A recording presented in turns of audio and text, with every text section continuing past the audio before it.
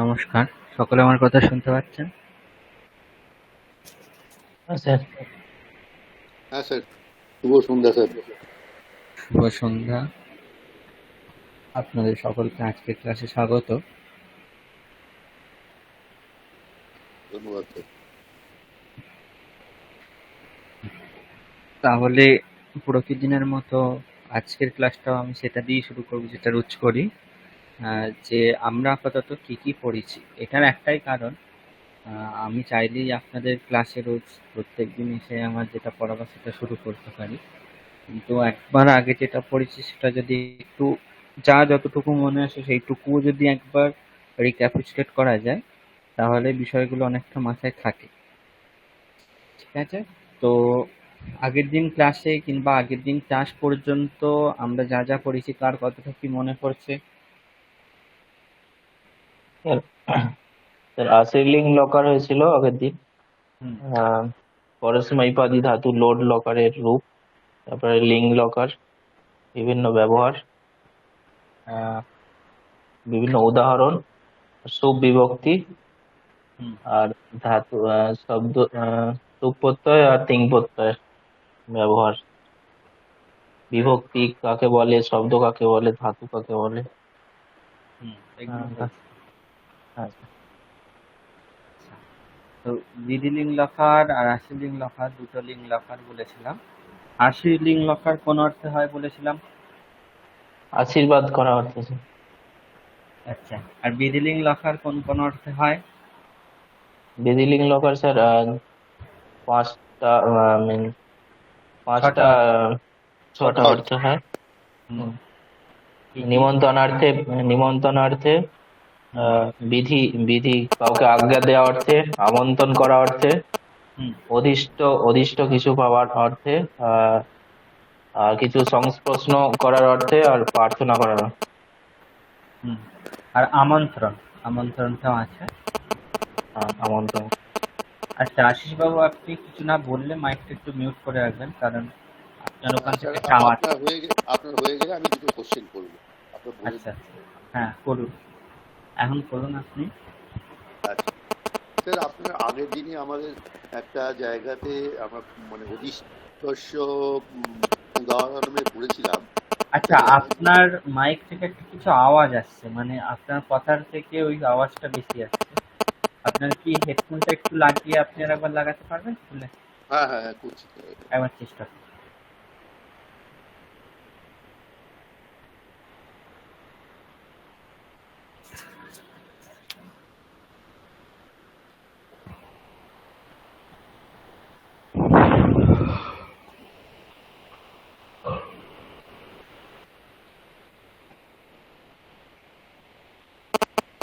Sir, আওয়াজটা কি আসছে এখনো? আওয়াজটা এখনো আসছে। বাকিরা কি শুনতে পাচ্ছেন নাকি আমারই কিছু সমস্যা হচ্ছে? না স্যার, আওয়াজ আসছে একটা, হুম। প্রচুর আওয়াজ আসছে। হ্যাঁ। ঠিক আছে, অসুবিধা নেই, আপনি বলুন। স্যার আপনি ওটা যখন মনে হয়, স্যার স্যার বলুন, বলুন ওটা নরেন্দ্র বাবু। মনে হয় ইয়ারফোনের সঙ্গে কানেকশন করানোর জন্য মনে হয় হতে পারে। ঠিক আছে, অসুবিধা ইয়ারফোন। নেই। আশিস বাবু আপনি বলুন, আপনার কোশ্চেন গুলো শুনি। স্যার, কোশ্চেন মানে একটা জিনিসের এই অধিষ্ঠস্য উদাহরণ নামে একটা জায়গায় বলেছিলেন যে হুম। ভবান মৎপুত্রম পাঠয়েত। হুম। হ্যাঁ, তো এখানে স্যার এই মৎপুত্রম ব্যাপারটা কিভাবে এলো? মৎপুত্রম এটাকে কোন বিভক্তিতে হয়েছে? আচ্ছা, মেন হচ্ছে, এখানে মেন পুত্রম। শব্দ হচ্ছে পুত্র। হ্যাঁ, পুত্র হচ্ছে অকারান্ত পুংলিঙ্গ শব্দ, তার সঙ্গে যে মতটা যোগ হয়েছে সেটা হচ্ছে মম পুত্রম, মত পুত্রম। মমপুত্রম। হ্যাঁ, আমি ভাবছিলাম মমপুত্রম, কিন্তু মমপুত্রমটা কি স্যার? মৎপুত্রম কিভাবে হচ্ছে? বলছি, মামা হচ্ছে অস্মৎ শব্দের ষষ্ঠীর একবচনের রূপ, আর ষষ্ঠী পুত্রম হ্যাঁ, হচ্ছে পুত্র শব্দের দ্বিতীয় একবচনের রূপ। কি এক বছর, এখন হ্যাঁ। মামা পুত্রম এই দুটোর মধ্যে সমাস হয়েছে। ঠিক আছে, আচ্ছা তো সমাস আচ্ছা হলে মামা এইটার জায়গায় মত আদেশ হয়, আর তবা এইটার জায়গায় তৎ আদেশ হয়। আচ্ছা। ঠিক আছে, হুম হুম যেহেতু এখানে মামা পুত্রাম দুটো সমাস হয়েছে, তাই মামা এটার জায়গায় মত আদেশ হয়েছে, হয়ে মত পুত্রাম এই রূপটা হয়েছে। ঠিক আছে, এখানে সমাস আছে, মামা পুত্রাম, মত পুত্রাম, তবে মামা স্যার, গৃহম, এটাকে কি মদ এটাকে গৃহম। কি এটাকে কি আমরা মম পুত্রম আলাদা করে লিখতে পারি? হ্যাঁ, অবশ্যই লিখতে পারেন। আচ্ছা, তাহলে কোনো অসুবিধা নেই তো? না না, কোনো অসুবিধা নেই। কারণ সমাজটা তো আমরা এখনো শিখিনি, হুম তাই আমি হুম ওই জন্য চিন্তা করছি যে মত পুত্রমটা কিভাবে এলো এই জায়গাটা একটা। আর দ্বিতীয় একটা স্যার প্রশ্ন, এই যে উত কথাটা লিখেছেন, হুম। কিম অহম ব্যাকরণ অধীয় উত সাহিত্যম, এই উত কথাটা কি? এটা কি অব্যয়? উত হচ্ছে অব্যয়, যেটার অর্থ হচ্ছে অথবা, কিংবা, কিংবা ইত্যাদি।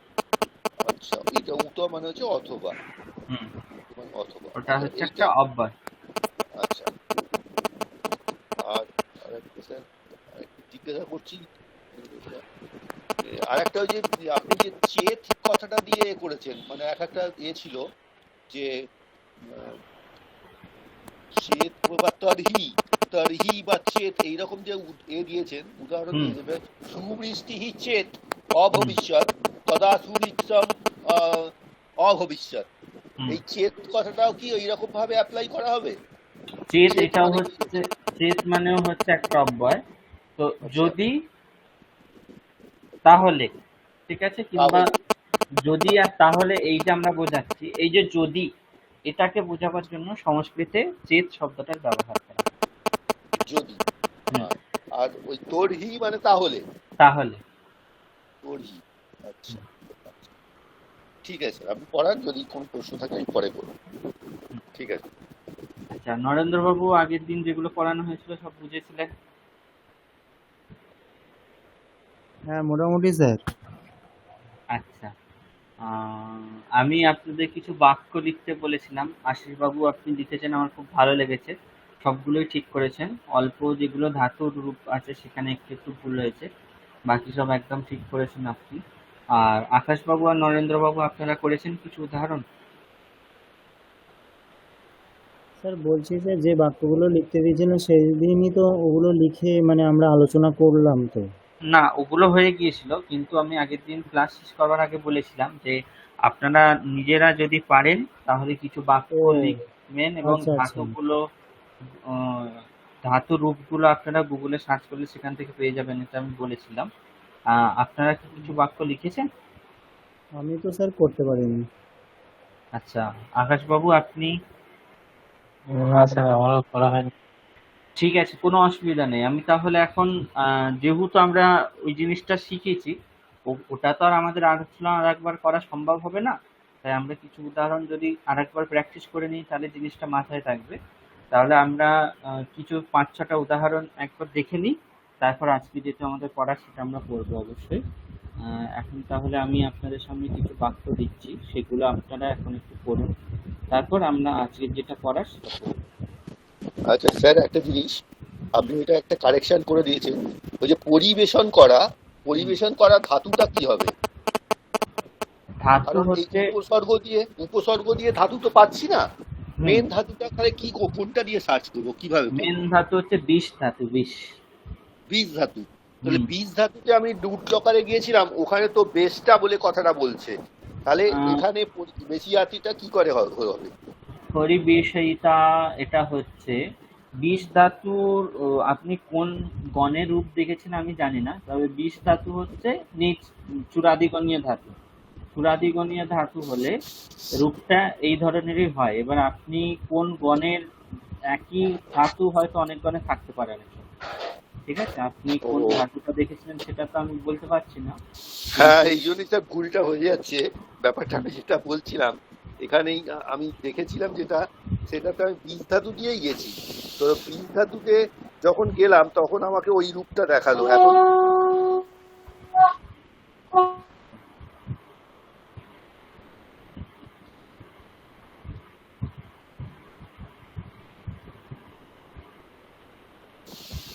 তো স্যার সেই জন্য ওই ওই জায়গাটা আমাকে একটু ভুল হয়ে গেল এখানে। হ্যাঁ, আমাদের বীজ ধাতুতে, 1 মিনিট স্যার, আমি একটু দেখে একটু বলছি আপনাকে। হুম, এটা এই তুদাদি একটা ধাতু, পরস্মৈপদী সকর্মক ধাতু বলছে, হুম, সেটাতে বীজ ধাতু বিশতি বিশতঃ বিশন্তি, এই এই রূপটা পরস্মৈ পদমের এই রূপটা। হুম। এখানে আমি যখন ইয়েতে গেছিলাম, রুটে গেলাম,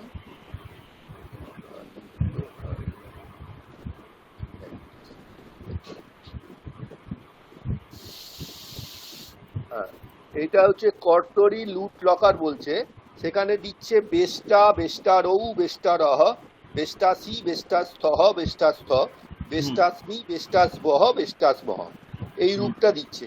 তো আমি যার জন্য পরিবেশটা কথাটা লিখেছিলাম, আপনি তো কারেকশন করে যে পরিবেশাইতা, সেটা হুম নিশ্চয়ই একটা ব্যাপার আছে।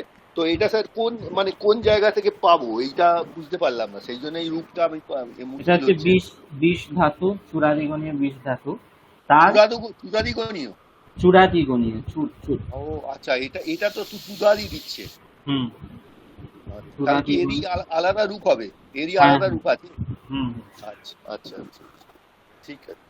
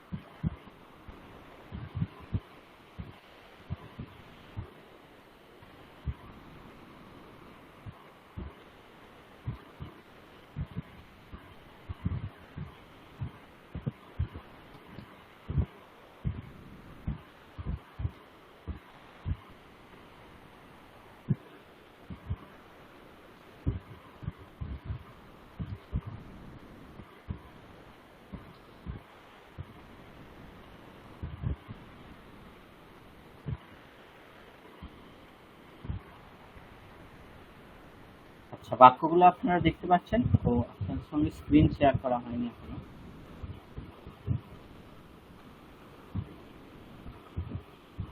স্ক্রিনটা সকলে দেখতে পাচ্ছেন?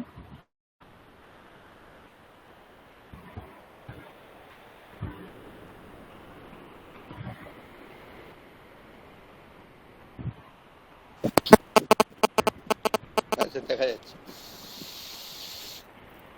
হুম এখানে 7টা বাক্য আছে।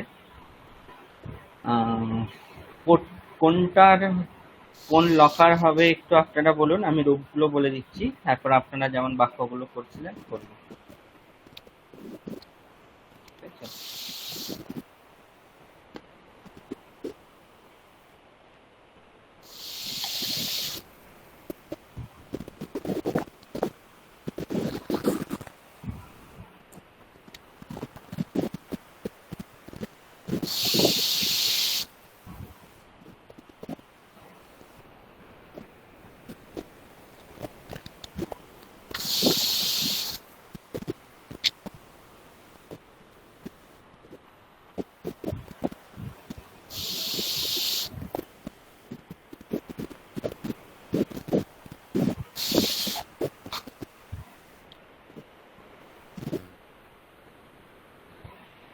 কোনটা কি লকার হবে কিছু বুঝতে পারছেন?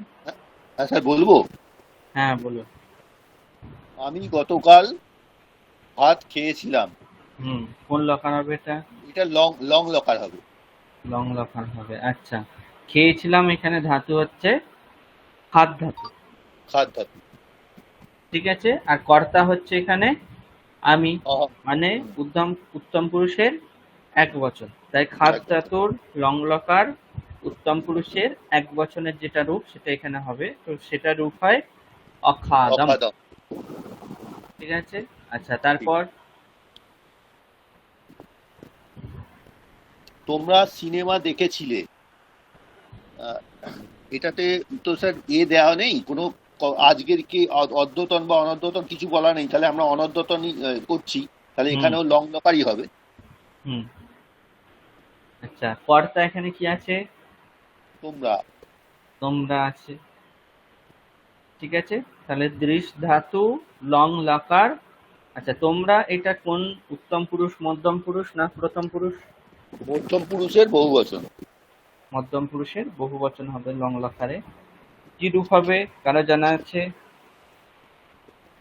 অপশ্যৎ, অপশ্যতম, অপশ্যন, অপশ্যহ, অপশ্যতম, অপশ্যত। হুম, অপশ্যতা। তারপর রাম যুদ্ধ করেছিলেন। রাম যুদ্ধ করেছিলেন, এটা তো লিট হবে। লিট হবে। কেন হবে লিট? এটা তো পরোক্ষ, পরোক্ষ অতীত। হুম, পরোক্ষ অতীত। তাহলে এটা রূপ কি হবে? যুদ্ধ ইউ করেছিলেন তো। ইউধে। ইউধ ধাতুর লিট লকারে রূপ হয় ইউ ইউধে। অন্তঃস্থয় রস্পকার, আবার অন্তঃস্থয় রস্পকার ধয়েকার। ইউ ইউধে। এ, ঠিক আছে। আচ্ছা, এটা তারপর এটা কি স্যার প্রথম প্রথম পুরুষের এক বচনের রূপ? হুম, যেহেতু রাম আচ্ছা, প্রথম পুরুষে এক বচন। হ্যাঁ, ঊর্ধ্বে। আচ্ছা, ঠিক আছে। তারপর আমরা সোমবার অযোধ্যা যাব, হুম, এটা এটা হবে তো লুট বলতে হবে লকার। না। গম ধাতুর হ্যাঁ, লুট লকার।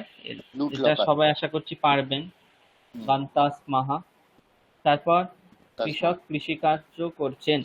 কৃষক কৃষিকার্য করছেন, এটা তো লট লকারই হবে। লট লকার হবে। কৃষিকার্য করেছেন এটার জন্য হচ্ছে করসাতি। কর্ষতি। হ্যাঁ, হুম। ঠিক আচ্ছা, আছে। সীতা কম্পিউটারে টাইপ করছে। টাইপ হ্যাঁ, করছে এটার জন্য হচ্ছে টঙ্কায়াতি। স্যার কি বললেন? টঙ্কায়াতি। টঙ্কায়াতি। টঙ্কয়তি। আচ্ছা, হুম। টঙ্কয়তি, টঙ্কয়তি। আর সৌমেন ফুটবল খেলছে। ফুটবল হচ্ছে পাদ কন্দুকম। পাদকান্ত। নপুংসকলিঙ্গ শব্দ। ঠিক আছে। আচ্ছা, আর খেলছে এর জন্য পাদকান্ত। হ্যাঁ, ক্রীড়াতি। সৌমেন হ্যাঁ। বাবু, নরেন্দ্র বাবু, আপনারা বুঝতে পেরেছেন?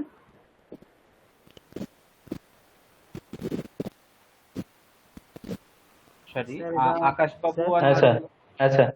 স্যার বলছি আমরা সোমবার বলুন। হ্যালো, নরেন্দ্র বাবু, আপনার কথাটা শোনা গেল না, কি বললেন বলুন।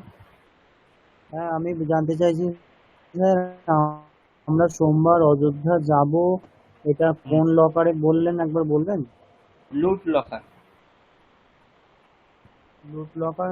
আর শব্দটা হচ্ছে ধাতুটা হবে গন্তাস্ম, তাই তো? গন্তাস মাহা। হ্যাঁ। হুম, আর স্যার পরেরটা লট লকারে ওটা কি বললেন? কৃষিকার্য কর্ষয়তি।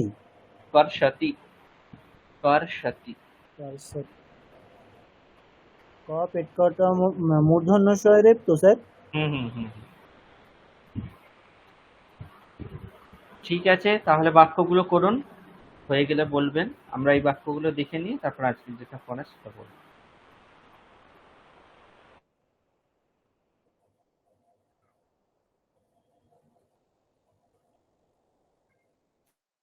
স্যার 6 নম্বরটা কোন লকার? ওই আচ্ছা, বর্তমান কাল লট লকার। এটা টঙ্কয়তি। হ্যাঁ, টঙ্কায়তি।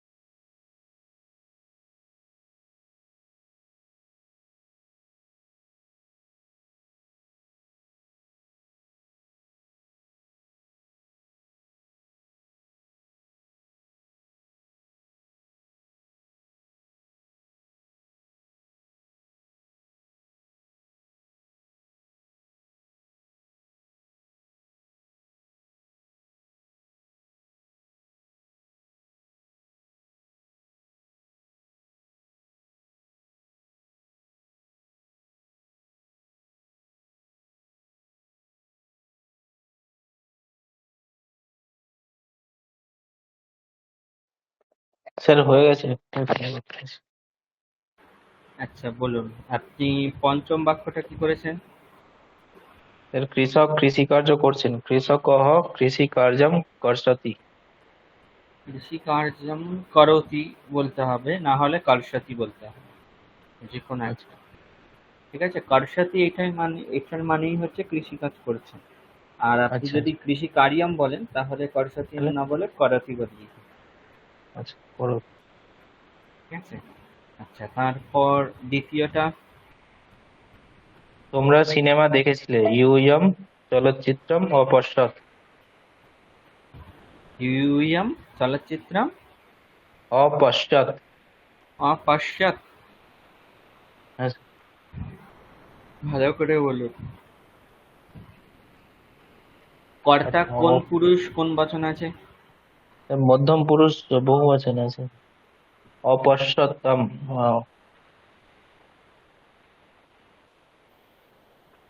স্যার অপশ্যতম হবে স্যার।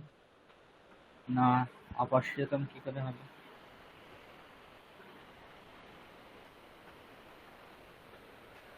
অপশ্যতম তো দ্বিবচনে হয়। আচ্ছা অপশ্যৎ। অপশ্যৎ। শ্যত নয়, অপশ্যত নয়, কি হবে? অপশ্যত না অপশ্যত, কোনটা হবে? অপশ্যত। অপশ্যত স্যার। হুম, যেখানে অকার থাকবে অকার উচ্চারণ করতে হবে ভালোভাবে, সেখানে হসন্তর মতো উচ্চারণ করলে কি করে হবে? হ্যাঁ বুঝতে পেরেছেন? হ্যাঁ স্যার। আচ্ছা, তারপর 4 নম্বরটা কি করেছেন? 4 নম্বরটা, আমরা সোমবারে অযোধ্যা যাব। হুম, অহম অহম সোমবাসরে অযোধ্যা নগরে গন্তাস্মহ। অহম গন্তাস্মহ। আহ, গন্তাস গন্তা। অহম বলছেন, আবার বলছেন গন্তাস্মহ। গন্তাস্মহ কোথাকার রূপ? স্যার ওটা গন্তাস্মহ। গন্তাস্মহ স্যার উত্তম পুরুষের বহু বচন। গন্তাস্মহ উত্তম পুরুষের বহু বহু বচন। বচন। আচ্ছা, আর কর্তা আপনি কি করেছেন? অহম। আচ্ছা উত্তম অহমটাও কি বহু পুরুষের এক বচন? বচন। হুম, না স্যার, তাহলে অহমটা উত্তম পুরুষের এক বচন স্যার। হুম, এখানে বাংলায় উত্তম পুরুষের এক বচন আছে না বহু বচন আছে? আমরা উত্তম পুরুষের এক বচন না বহু বচন? এক বচন আছে স্যার, উত্তম পুরুষের এক বচন। আমরা উত্তম গন্তা পুরুষের এক বচন। অহম তাহলে উত্তম পুরুষের বহু বচন কি তাহলে? স্যার আমরা তো বহু বচন। উত্তম পুরুষের বহু বচন। হ্যাঁ, তাহলে আপনি এক বচন বলছেন। না স্যার, বহু বচন আছে। হুম, তাহলে সেখানে কি লিখতে হবে? অহম না লিখে আবার বয়ম। বয়ম স্যার। হ্যাঁ, বয়ম অহম অহম গন্তাস্মহ। বয়ম গন্তাস বয়ম, তারপর গন্তা বয়ম সোমবাসরে অযোধ্যা নগরে গন্তাস্মহ। আচ্ছা, এবার আর একটা জিনিস এই বাক্যে ভুল হয়েছে আপনার, সেটা হচ্ছে গম ধাতুর যোগে যেখানে যাওয়া হয় সেখানে সবসময় একটা নির্দিষ্ট বিভক্তি হয়। গম ধাতুর প্রয়োগে যেখানে যাওয়া হয় সেখানে সবসময় একটা নির্দিষ্ট বিভক্তির প্রয়োগ করা হয়, অন্য বিভক্তির প্রয়োগ করা হয় না। সে দ্বিতীয় বিভক্তি হবে অযোধ্যায়, অযোধ্যাম হবে। হুম, যেখানে যাওয়া হয় সেখানে সবসময় দ্বিতীয় বিভক্তি হয়। ঠিক আছে, তাহলে আচ্ছা অযোধ্যাম গন্তাস্মহ। গন্তাস। বয়ম আচ্ছা সোমবাসরে গন্তাস্মহ। অযোধ্যাম গন্তাস্মহ। স্যার এটা তো জায়গার নাম বোঝাচ্ছে, তাহলে স্যার নগরে যদি করি ভুল হবে? আসলে সবসময় এখানে অধিকরণই হওয়ার কথা, আপনি যেটা ভাবছেন সেটাই ঠিক, কিন্তু নিয়মই এটা। গম ধাতুর যেখানে প্রয়োগ করা হবে, গম ধাতুর প্রয়োগে যেখানে যাওয়া হবে সেটা যদিও অধিকরণ, মানে সেখানে যেহেতু যাওয়া হচ্ছে সেটা যদিও অধিকরণ, কিন্তু সেখানে সবসময় দ্বিতীয়া বিভক্তি হবে। ঠিক আছে। হুম, আচ্ছা, আশিস বাবু আপনার হয়েছে। হ্যাঁ স্যার। তাহলে আপনি নম্বরটা কি করেছেন বলুন। স্যার কম্পিউটারে যেটা আছে, কম্পিউটার কি গণকহ ওয়ার্ডটা লাগানো যাবে? সংগণকম। সং গণ গণকম। আচ্ছা, সংগণকম। হুম আমি লিখেছি, তাহলে সংগণকম যদি লিখি ওখানে, হুম সীতা সংগণকেন টঙ্কয়তি, হুম। এটা কি যে ঠিক আচ্ছা, হলো? আমি তৃতীয়া বিভক্তি দিয়েছি এখানে, এখানে যেহেতু তৃতীয়া বিভক্তি হবে না, তার কারণ হচ্ছে কম্পিউটারের দ্বারা তো সীতা লিখছে না, কম্পিউটারেতে লিখছে। ঠিক কম্পিউটারেতে আছে। লিখছে। হ্যাঁ, হুম। তাহলে তাহলে সেখানে তৃতীয়া হবে না, কি হবে? গণক কি আছে, সপ্তমী হবে। তাহলে হুম। সপ্তমী তাহলে হবে। সপ্তমী করতে হবে। আইদার হুম আমি যেহেতু আমরা ওটাতে পড়েছিলাম, ঠিক আছে, এটাকে সপ্তমী করে নিচ্ছি। হুম সংগণকে হুম। পুরো বাক্যটা কি হবে? সীতা হুম সংগণকে হুম। টঙ্কয়তি। আচ্ছা, আমি গতকাল ভাত খেয়েছিলাম। অহম হিয়হ হুম। ওদনম অখাদম। অহম হ্যহ ওদনম। ওদনম অখাদম। একদম ঠিক। আচ্ছা, নরেন্দ্র বাবু আপনি করেছেন? স্যার নরেন্দ্র বলছি বাবু। স্যার শুনতে পাচ্ছেন? হুম হুম, বলুন। স্যার বলছি হ্যালো। গতকাল তো, এটা তো আগামীকাল নয়। হ্যাঁ, তাহলে গতকালের জন্যই তো হিয়াহা হয়। হিয়া আম- হিয়া হবে তো স্যার? হ্যাঁ, হিয়াই তো বললেন উনি। ও আচ্ছা, আমি শুনেছি। আচ্ছা ঠিক আছে। স্যার অন্নম অন্নম বললে হবে স্যার, ভোজনম কেন হ্যাঁ, ভোজনমের বা। অন্নম বললেও হবে, উদনম বললেও হবে। আচ্ছা, হিয়াহা। আচ্ছা, আপনি, নরেন্দ্র বাবু, আপনার সবগুলো হয়েছে? হ্যাঁ, আমার 7 নম্বরটা বাদে সবগুলো হয়েছে স্যার। আচ্ছা, তাহলে আপনি যেটা 3 নম্বর আছে কি করেছেন? 3 নম্বর আছে রাম যুদ্ধ করেছিলেন, রামহ যুদ্ধঃ ইয়ুধে। হুম। আবার যুদ্ধ বলার দরকার নেই, কারণ যুদ্ধ ধাতুর অর্থই ও হচ্ছে আচ্ছা, রামহ যুদ্ধ করা। ইয়ুধে বললেই তো হবে স্যার। হুম হুম হুম। হ্যাঁ, আমি এটাই প্রথমে ভাবছিলাম, তারপর যুদ্ধটাও করলাম। রামাহ ইয়ুযুধে। ইয়ুধে। আচ্ছা, সপ্তম বাক্যটা উনি পারেননি, আশিস বাবু কি করেছেন আপনি বলুন। সৌমেনঃ হুম। পাদকন্দুকেন অক্রীড়ৎ। আচ্ছা, এখানেও সরি, এখানেও আপনার একই ভুল হয়ে গেছে। পাদকন্দু কে না, আফ্রিকা কি করে হবে? সৌমেন কি খেলছে? ফুটবল খেলছিল। হুম। তাহলে এখানে যে সৌমেন ফুটবল খেলছিল, এখানে সৌমেন কি ফুটবলের দ্বারা খেলছিল বলা যেতে পারে? ফুটবল দিয়ে খেলছিল। বা ফুটবল দিয়েও না, ফুটবল কে খেলছে, ঠিক আছে, তাই তো নাকি? স্যার আমি করেছি সৌমেনঃ পাদকন্দুকম অক্রীড়ৎ। হুম। সৌমেনः পাদকন্দুকম অক্রীডৎ। ঠিক আছে, আশিস বাবু বুঝেছেন? ঠিক আছে, আমি করে নিয়েছি স্যার। হুম হুম। স্যার শেষেরটা কোন লকার হচ্ছে স্যার?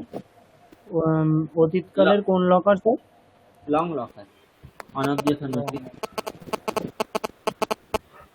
ঠিক আছে।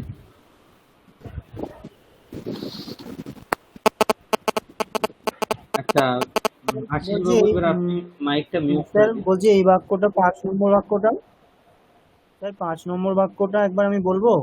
হ্যাঁ বলুন। কৃষকঃ কর্ষতি, এইটুকু লিখলেই হবে তো স্যার? হ্যাঁ হ্যাঁ, ওইটুকু দেখলি।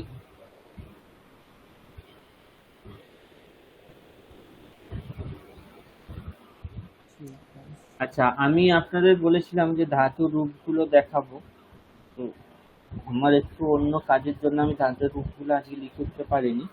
ঠিক আছে, তো আমি ওগুলো লিখে আপনাদের গ্রুপে সময় মতো পাঠিয়ে দেবো। আমাদের যেটা নেক্সট পড়ার কথা ছিল সেটা তাহলে আমরা শুরু করছি। সেটা হচ্ছে কারক।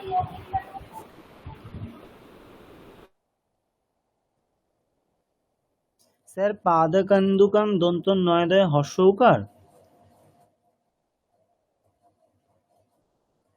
হ্যাঁ, রস প্রকার।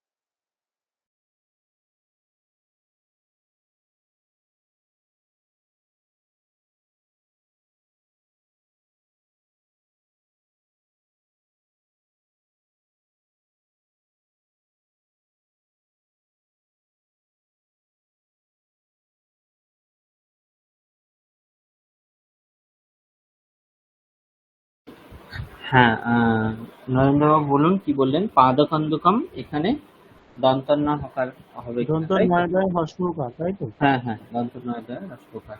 আচ্ছা, স্ক্রিনটা সকলে দেখতে পাচ্ছেন? হ্যাঁ স্যার। হুম।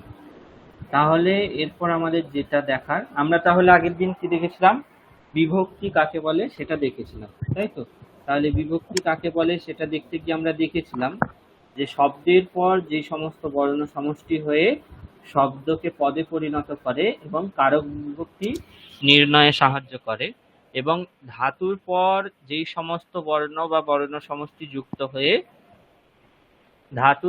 ধাতুকে পদে পরিণত করে এবং কারক নির্ণয়ে সাহায্য করে, তাদের কি বিভক্তি বলা হয়। এটা আমরা দেখেছিলাম, ঠিক আছে? এরপর আমরা দেখেছিলাম যে শুভ বিভক্তি আর তিং বিভক্তি, দুটোই বিভক্তি আছে। শুভ বিভক্তি হচ্ছে কটা? শুভ বিভক্তি কটা বলেছিলাম? বিভক্তি 21টা।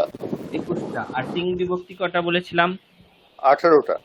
18টা। 9টা পরস্ময় পদী, 9টা আত্মনেপদী, আত্মনেপদী। ঠিক আছে?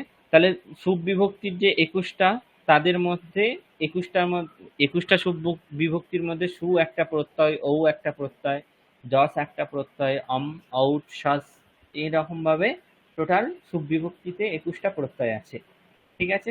এগুলো আমরা আগের দিন দেখেছিলাম।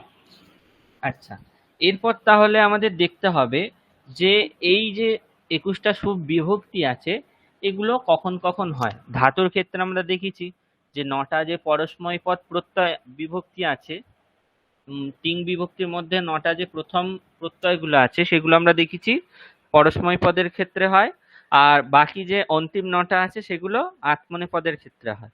পরস্ময় পদের ক্ষেত্রেও প্রথমার একবচনে কিছু প্রত্যয় হয়, প্রথমার দ্বিবচনে একটা প্রত্যয় হয়, প্রথমার বহুবচনে একটা প্রত্যয় হয়, প্রথমা নয়, প্রথম পুরুষের একবচনে একটা প্রত্যয় হয়, প্রথম পুরুষের দ্বিবচনে প্রত্যয় হয়, বহুবচনে প্রত্যয় হয়, ঠিক আছে? উত্তম পুরুষের একবচন দ্বিবচন বহুবচনে প্রত্যয় হয়, মধ্যম পুরুষের একবচন দ্বিবচন বহুবচনে প্রত্যয় হয়। এইভাবে সেখানে আমরা দেখেছি প্রত্যয়গুলো কখন কখন হয় না হয় ইত্যাদি। এখন বলা হচ্ছে শুভ বিভক্তিটা যে 21টা বলা হচ্ছে, এই শুভ বিভক্তিগুলো কখন হবে, ঠিক আছে? একটা তো নির্দিষ্ট কিছু ক্রাইটেরিয়া আছে, যখন তখন তো যে সে বিভক্তি হয়ে যেতে পারে না। একটা নির্দিষ্ট কিছু ক্রাইটেরিয়া আছে, সেই ক্রাইটেরিয়া অনুযায়ী বিভক্তিগুলো হয়, ঠিক আছে? এখন তাহলে সেই ক্রাইটেরিয়া গুলো কি, সেগুলোর বিশেষ কিছু একটা নাম আছে নিশ্চয়, সেগুলোকে কি বলা হয়? তখন বলা হচ্ছে যে শুভ বিভক্তি গুলো এক একটা কারকের জন্য হয়, ঠিক আছে? এখন তাহলে দেখতে হবে যে কারক কি, কারক কি সেটা আমাদের দেখতে হবে। আপনারা সকলে কারক কি সকলেই মোটামুটি জানেন অল্প বিস্তর। নরেন্দ্রবাবু, কারক কি? আপনি কি জানেন কারক সম্বন্ধে? কারক কাকে বলে, কিংবা কোন জিনিসটাকে শব্দের দ্বারা বোঝানো হয় ইত্যাদি? স্যার আমি তো সেইভাবে সংজ্ঞা বলতে পারবো না, তবে বাক্যে যেটুকু যখন জানেন, আপনি কি যেটুকু জানেন। দিয়ে কি দিয়ে প্রশ্ন করা হয় তখন যে উত্তর পাওয়া যায় সেটা হচ্ছে কর্তৃকারক। হ্যাঁ, যখন কে দিয়ে প্রশ্ন করা, না কে দিয়ে কর্তৃকারক, আর হুম কি দিয়ে প্রশ্ন করা হয় তখন কর্মকারক, এবং হুম যখন দ্বারা, বাংলায় যেটা আমি পড়েছি সেটা বলছি, দ্বারা, দিয়া, এইসব দিয়ে যখন প্রশ্ন করা উত্তর পাওয়া যায় তখন করণ করণ হয়। কারক। হুম কোথায় বা থেকে দিয়ে যখন প্রশ্ন করা হয় তখন অধিকরণ কারক। হুম আর না, র- কোথায় হলে অধিকরণ কারক, থেকে হলে কি অধিকরণ কারক হয়? থেকে থেকে হলে অপাদান কারক। অপাদান কারক। আর র আর বা একটা এর হলে, র বা এর হলে সেক্ষেত্রে কর্তৃ, কর্ম, করণ। আর এটা মনে এটা তো সম্বন্ধ পদ। সংস্কৃতের ক্ষেত্রে ওটা সম্বন্ধ ষষ্ঠী পদ। বিভক্তি, হ্যাঁ, সম্বন্ধকরণ সম্বন্ধ পদ, সম্বন্ধ। সম্বন্ধ পদ হয়। ওটা কোনো বিশেষ কারক নয়। আর ওটা একটা বিশেষ কারক কারণ না। অবশিষ্ট থেকে গেল। হ্যাঁ, অনেকটা। আসলে আমি সিকোয়েন্সে বলিনি তো ওই জন্য আমি গুলিয়ে ফেলেছি আর স্যার। একটা হলো সম্প্রদান। অধিকরণ। সম্প্রদান। সম্প্রদান, হ্যাঁ, দান অর্থে। হুম, যাকে দেওয়া হয় তার ক্ষেত্রে সবসময় চতুর্থী হয়। তো এই হলো 6টা কারক, ঠিক আছে? আপনি তো কারকের ভাগগুলো বললেন, সেগুলো কি করে পাবো আমরা সেটা বললেন, ঠিক আছে? কিন্তু কারক কাকে বলে? আকাশবাবু, আপনার কিছু জানা আছে কারক কাকে বলে এই সম্বন্ধে? স্যার কর্তা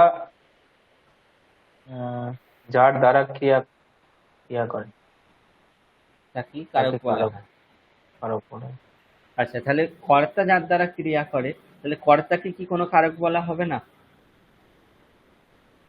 হ্যাঁ স্যার, কর্তাকে তো কর্তৃকারক। হুম।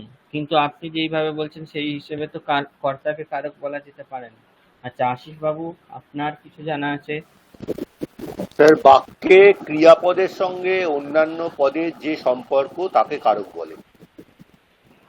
হুম হুম, আপনি অনেকটা ঠিক বলেছেন। তো এখানে কি বলা হচ্ছে দেখুন, সংস্কৃতে কারকের দুটি সংজ্ঞা বলা হয়েছে। একটা হচ্ছে ক্রিয়ান্বয়ী কারকম, আর একটা হচ্ছে ক্রিয়াজনকম কারকম। এরপর আমাদের মনে প্রশ্ন আসতে পারে যে ক্রিয়ান্বয়ী শব্দের অর্থ কি আর ক্রিয়াজনকম শব্দের অর্থ কি। ক্রিয়াজনকম এই শব্দটার অর্থ হয়তো আপনারা অনেকটা শুনেই বুঝতে পারছেন। জনক মানে হচ্ছে যিনি করেন, আর ক্রিয়া মানে হচ্ছে কোনো কাজ। ঠিক আছে, তাহলে কাজ যিনি করেন তিনিই হলেন কারক। আর একটা হচ্ছে ক্রিয়ান্বয়ী কারকম। এখন ক্রিয়ান্বয়ী শব্দের অর্থ কি? তখন বলা হচ্ছে যে ক্রিয়ান্বয়ী এই শব্দটির অর্থ হলো ক্রিয়ার সাথে যার অন্বয় হয়।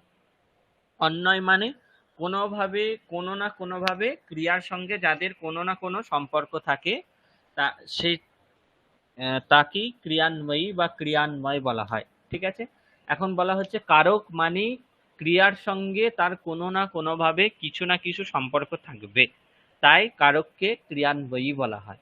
আর একটা হচ্ছে ক্রিয়ার জনক। এখন বলা হচ্ছে যে কর্তা ছাড়া কাজ তো আর অন্য কেউ করে না, যিনি কর্তা তিনিই তো কাজ করেন, অন্য কেউ তো আর কাজটাকে করছে না, তাহলে বাদ বাকি গুলো কি কারক নয়? তখন বলা হচ্ছে যে কর্তার দ্বারা বাকি যেই সমস্ত কারকগুলো সেগুলোও ক্রিয়ার জনক।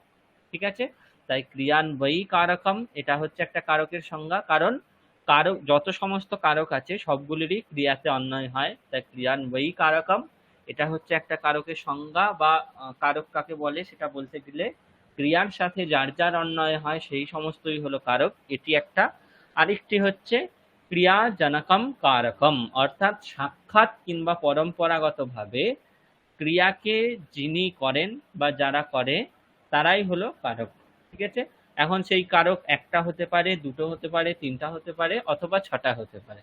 ঠিক আছে, তাহলে ক্রিয়ান্বয়ী কারকম আর ক্রিয়াজনকম কারকম এই দুটি শব্দের অর্থ আপনারা সকলে বুঝেছেন। স্যার, অন্যয় কথার মানে হলো সম্পর্ক, তাই তো? হ্যাঁ, অন্বয় কথার অর্থ হলো সম্পর্ক। নরেন্দ্রবাবু বুঝেছেন? হ্যাঁ স্যার, বুঝতে পেরেছি। হুম, তাহলে দেখুন কি লেখা আছে, ক্রিয়ান্বয়ী এই শব্দটির অর্থ হলো ক্রিয়ার সাথে যার অন্বয় হয়, অর্থাৎ ক্রিয়ার সাথে যার সম্পর্ক হয়।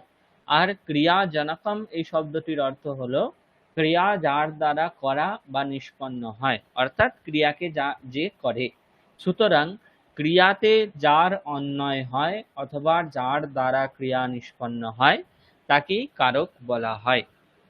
ঠিক আছে, এই কারক ৬ প্রকারের। একটা হচ্ছে কর্তৃকারক, একটা হচ্ছে কর্মকারক, করণ কারক, সম্প্রদান কারক, অপাদান কারক আর অধিকরণ কারক। এই হলো সিকোয়েন্স। ঠিক আছে, কারক কয় প্রকার তার সিকোয়েন্স হচ্ছে এটা: কর্তৃকারক, কর্মকারক, করণ কারক, সম্প্রদান কারক, অপাদান কারক আর অধিকরণ কারক। ঠিক আছে, তারপর এবার প্রশ্ন হচ্ছে যে কোনটা কি কারক সেটা বুঝবো কি করে। ঠিক আছে, তো এখানে একটা ছোট্ট পদ বার করা আছে যেটা আপনারা বাংলার ক্ষেত্রে জানেন। ঠিক আছে, সংস্কৃতের ক্ষেত্রে কি কি শব্দ ব্যবহার করে কোন শব্দ ব্যবহার করলে কি কারক খুঁজে পাওয়া যাবে সেটার জন্য এখানে কালার ম্যাচিং আছে। দেখবেন এখানে কাহা অথবা কে দিয়ে প্রশ্ন করে কর্তৃকারক পাওয়া যায়, তাই এর সঙ্গে এর কালার এক আছে। তারপর কিম বা কি দিয়ে প্রশ্ন করে কারক পাওয়া যায়, তাই দুটির কালার এক। কেনা বা কার দ্বারা দিয়ে প্রশ্ন করে করণ কারক পাওয়া যায়, তাই এই দুটির কালার এক। ঠিক আছে, এইভাবে কালার ম্যাচিং করে কোন শব্দের দ্বারা কোন কারক পাওয়া যায় সেটা এখানে দেখানো হয়েছে। কিন্তু তার আগে একটা প্রশ্ন হচ্ছে যে কারক আমি কোন জিনিসটা থেকে খোঁজা শুরু করব। আপনি বলতেই পারেন আমি প্রথমে বাক্যে কোথা থেকে এই অংশটা থেকে শুরু করব। আমি প্রথমে বাক্যতেই হয়তো বাক্য আছে রাম ভাত খাচ্ছে, কিন্তু আমার ইচ্ছা আমি শুরু করব যে রাম কোথা থেকে খাচ্ছে। এখন সেটা বাক্যেতে বলাই নেই, তাহলে যেটা বাক্যে বলা নেই তার কারক আমরা খুঁজতে যাব কেন? ঠিক আছে? তো কারক খোঁজার একটা নির্দিষ্ট মানে ক্রম আছে, কি করে খুঁজতে হবে। তখন বলা হচ্ছে যে কোনো বাক্যে কোথায় কি কারক আছে সেটি জানার জন্য আমাদের সর্বপ্রথমে বাক্যের প্রধান ক্রিয়াপদটি খুঁজে বের করতে হবে। ঠিক আছে? ধরুন বাক্য আছে যে আহ, রামাহ ইউয়ুধে। আমরা যে আগের একটা বাক্য দেখলাম যে রাম যুদ্ধ করেছিলেন, তাহলে রামাহ ইউয়ুধে। ঠিক আছে? এখন বলা হচ্ছে যে বাক্যের কারক খুঁজতে গেলে আমাদের সবার প্রথম মেন যে ক্রিয়াপদ সেটা খুঁজে বার করতে হবে। তাহলে রামাহ ইউয়ুধে এই বাক্যে মেন ক্রিয়াপদ কোনটি? ইউথে। ইউয়ুধে। ইউয়ুধে হচ্ছে মেন ক্রিয়াপদ। এবার মেন ক্রিয়াপদ যখন আমরা খুঁজে পেয়ে গেলাম, তারপর ক্রিয়াকে কাহা বা কে দিয়ে প্রশ্ন করে কর্তৃকারক। কাহা ইউয়ুধে, উত্তর কি পাওয়া যাচ্ছে? রামাহা ইউয়ুধে। তাই রামাহা এটা হলো কর্তৃকারক। ঠিক আছে? তারপর ধরুন একটা বাক্য আছে রামাহা অন্নম খাদাতি। ঠিক আছে? কাহা খাদাতি, রামাহা খাদাতি। কাহা বা কে দিয়ে প্রশ্ন করে রামাহা উত্তর পাওয়া গেল, তাই রাম হলো কর্তৃকারক। রামাহা কিম খাদাতি, কি দিয়ে প্রশ্ন করে কি উত্তর পাওয়া যাচ্ছে? অন্নম, তাই অন্নম হলো কর্মকারক। ঠিক আছে? এরপর বলা হচ্ছে রামাহা হস্তেনা অন্নম খাদতি। ঠিক আছে? কাহা দিয়ে প্রশ্ন করে কি উত্তর পাওয়া যাচ্ছে? রামাহা, তাই রামাহা হলো কর্তৃকারক।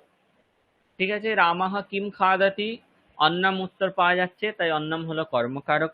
রামাহা হস্তেনা, রামাহা কেনা বা কার দ্বারা অন্ন ভাত খাচ্ছে? রামাহা কেনা অন্নম খাদাতি, উত্তর কি পাওয়া যাচ্ছে?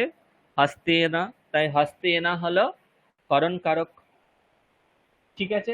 তাহলে দেখুন আমাদের মেন হচ্ছে ক্রিয়াপদটা প্রথমে খুঁজে বার করতে হবে। তারপর ক্রিয়াপদকে কাহা দিয়ে প্রশ্ন করে কর্তৃকারক খুঁজে পাবো, কিম দিয়ে প্রশ্ন করে কর্মকারক খুঁজে পাবো, কেনা দিয়ে প্রশ্ন করে করণকারক খুঁজে পাবো, কসমাই দিয়ে প্রশ্ন করে সম্প্রদান কারক খুঁজে পাবো, কসমাত দিয়ে প্রশ্ন করে অপাদান কারক খুঁজে পাবো, কসমিন দিয়ে প্রশ্ন করে অধিকরণ কারক খুঁজে পাবো। ঠিক আছে? আচ্ছা, এরপর বাকি রইল একটা জিনিস, সেটা হলো কস্যা বা কার দিয়ে। নরেন্দ্রবাবু আপনি বললেন যে র বা এর দিয়ে একটা অংশ পড়ে থাকে, সেটা হচ্ছে কোনো কারক না, সেটাকে ষষ্ঠী বিভক্তি বলা হয়। ঠিক আছে? সেটাকে কারক হিসেবে ধরা হয় না, সেখানে সাক্ষাৎ ষষ্ঠী বিভক্তি হয়। ঠিক আছে? এটা হলো ব্যাপার। এখন কর্তৃকারকে, তাহলে আমাদের এই কারক জিনিসটা কোথা থেকে এসেছিল, যে বিভক্তিগুলো কোথায় হবে। তাহলে আমরা দেখলাম 6টা কারক। ঠিক আছে? আর একটা হচ্ছে সম্বন্ধ, সেটা হচ্ছে ষষ্ঠী বিভক্তি। তাহলে ষষ্ঠী বিভক্তিটা সম্বন্ধের জন্য বুক হয়ে গেল, এটা আর ফাঁকা রইল না। বাকি ফাঁকা রইল 1টা 2টো 3টে 4টে 5টা 6টা, আর 6টা কারক আছে। তাহলে কোন কারকে কোন বিভক্তি হবে, তার জন্য বলা হচ্ছে যে কর্তৃকারকে প্রথমা বিভক্তি হবে। ঠিক আছে?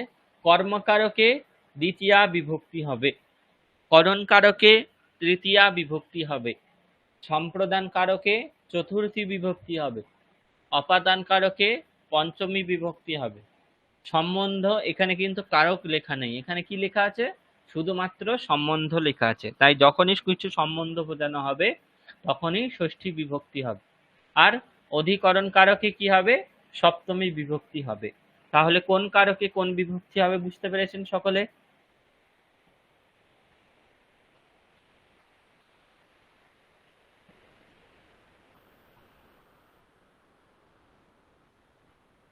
হ্যালো, সকলে আমার কথা হ্যাঁ, শুনতে হ্যাঁ, পাচ্ছেন?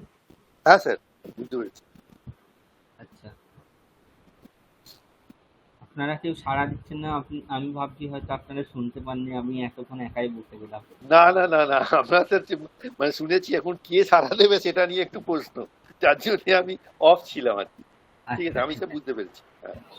ঠিক আছে। তাহলে এবার দেখা যাক, কিছু উদাহরণ দেখা যাক।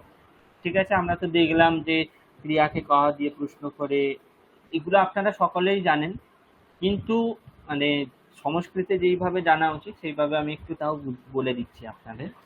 ঠিক আছে, প্রথমে তাহলে দেখুন কর্তৃকারকের একটা উদাহরণ দেওয়া আছে যে রামাহা গচ্ছতি। এখন আমি বলেছি কি মেন ক্রিয়াপদ খুঁজে বার করতে হবে, তাহলে প্রথমে মেন ক্রিয়াপদ হচ্ছে গচ্ছতি, এটা হচ্ছে ক্রিয়াপদম। তাকে কহ দিয়ে প্রশ্ন করা হচ্ছে কহ গচ্ছতি। উত্তর কি পাওয়া যাচ্ছে? রামাহা। তাই রামাহা এটা হলো কর্তৃকারক, কর্তৃকারকে প্রথমা বিভক্তি হয়, এটা যেহেতু প্রথমার এক বচন তাই রামাহা রূপ হচ্ছে। ঠিক আছে, এরপর কর্মকারক।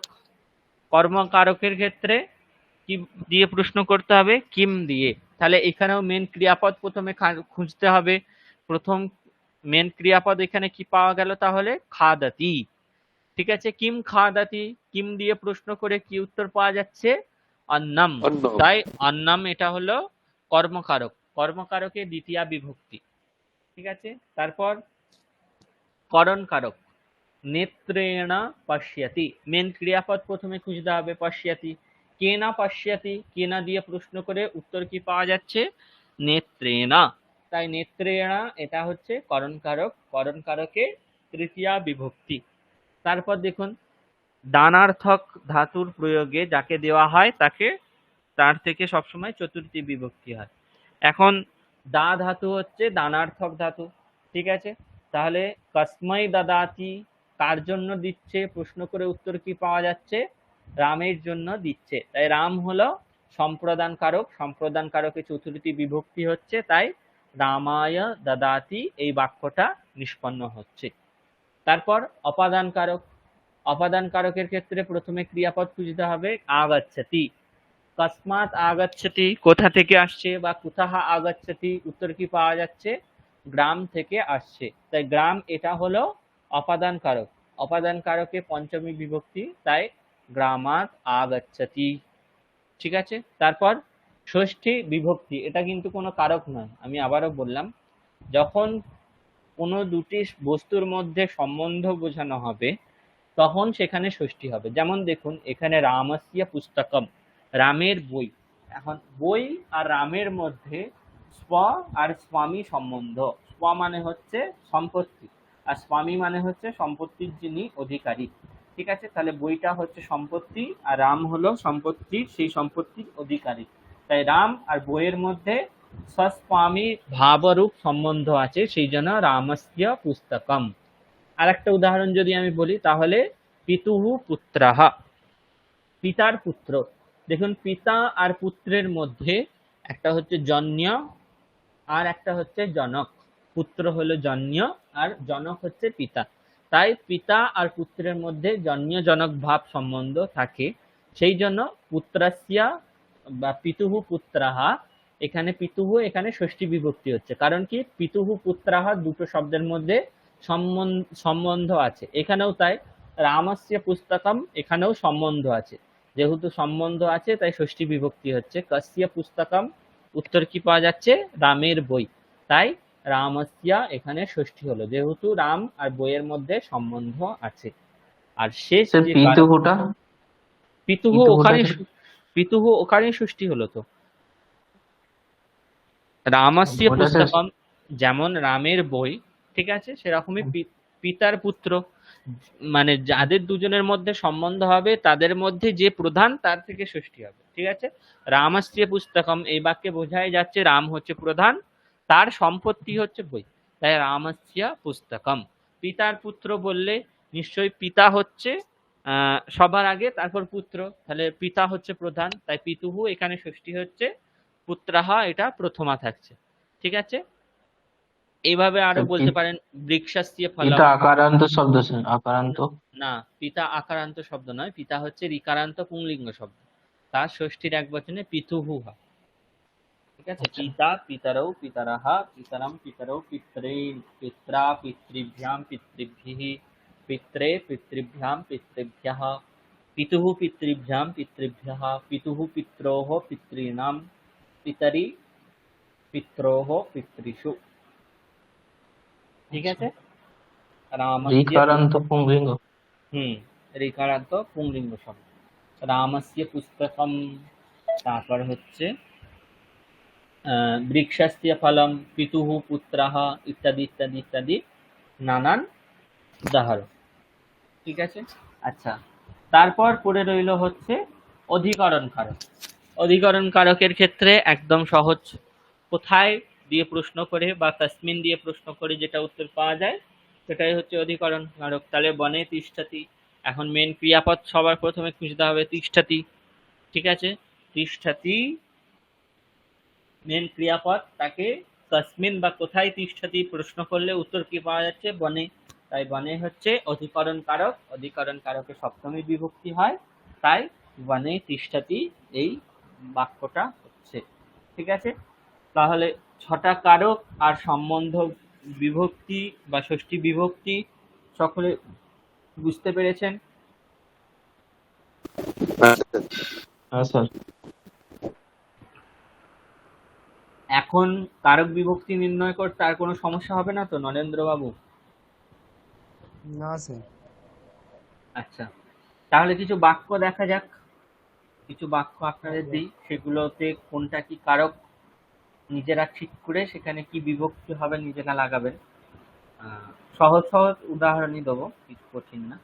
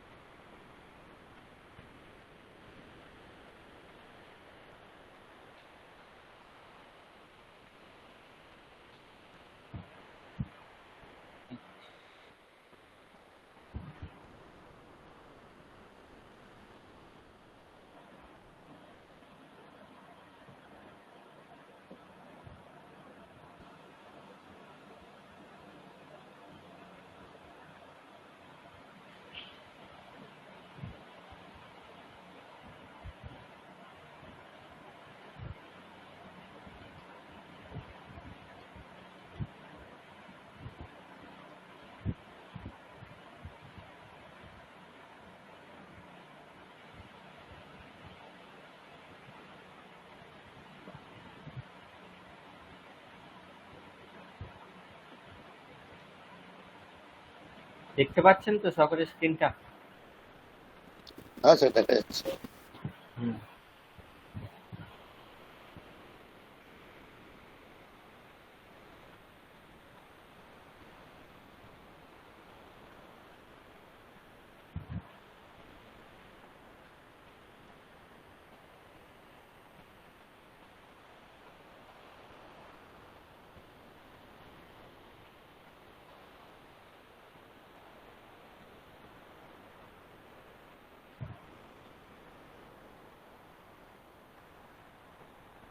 হ্যাঁ, এখানে 7টা বাক্য আছে। রাম বনে আছেন, সীতা কুঠার দিয়ে গাছ কাটছে। গাছ কাটছে কাটার জন্য ছেনাচ্ছি রূপ হয়, সেটা আমি দেখিয়ে দিয়েছি। ঘোড়াটি পাহাড় থেকে পড়ছে, গাছ, গাছে আম থাকে, ভগবান ভক্তকে আশীর্বাদ দিচ্ছেন, শ্যামের মাকে ডাকো। ডাকো এখানে কি আছে, কোন লকার আছে, কে বলতে পারবেন? কি অর্থ আছে ডাকো?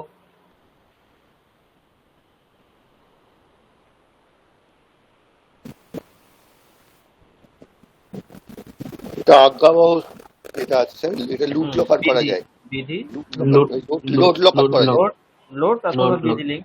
ঠিক আছে, বিধিলিঙ্গ। তাহলে এখানে আহ্বায়া ডাকা, এটার জন্য হু ধাতু হচ্ছে মেন ধাতু, পূর্বক হু ধাতু, তার রূপ হয় আহ্বায়া।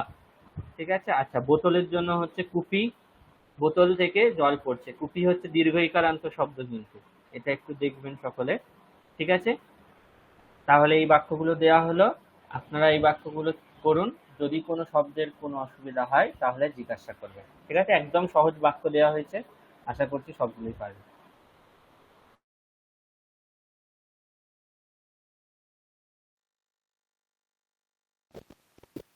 স্যার আশীর্বাদ দিচ্ছেন, এটাকে কিভাবে দিচ্ছেন কতটা হবে? আশীর্বাদাতি বলতে পারেন, আশীর্বাদ, আশীর্বাদ। আচ্ছা ঠিক।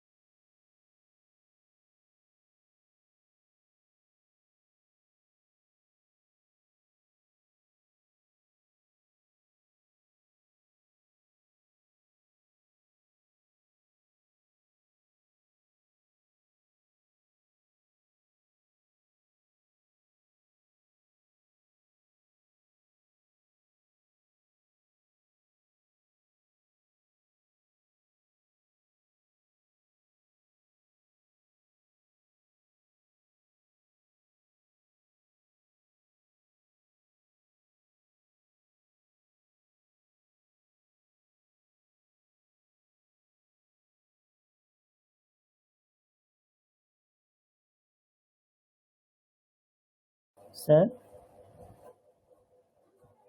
স্যার বলছি, স্যার শুনতে পাচ্ছেন? হ্যাঁ, বলুন বলুন। স্যার বলছি, এই বাক্যগুলো শুধু কারক নির্ণয় করলেই হবে নাকি এগুলোর অনুবাদও করতে হবে না না, সংস্কৃতে? অনুবাদ করতে হবে, সংস্কৃত অনুবাদ করতে হবে।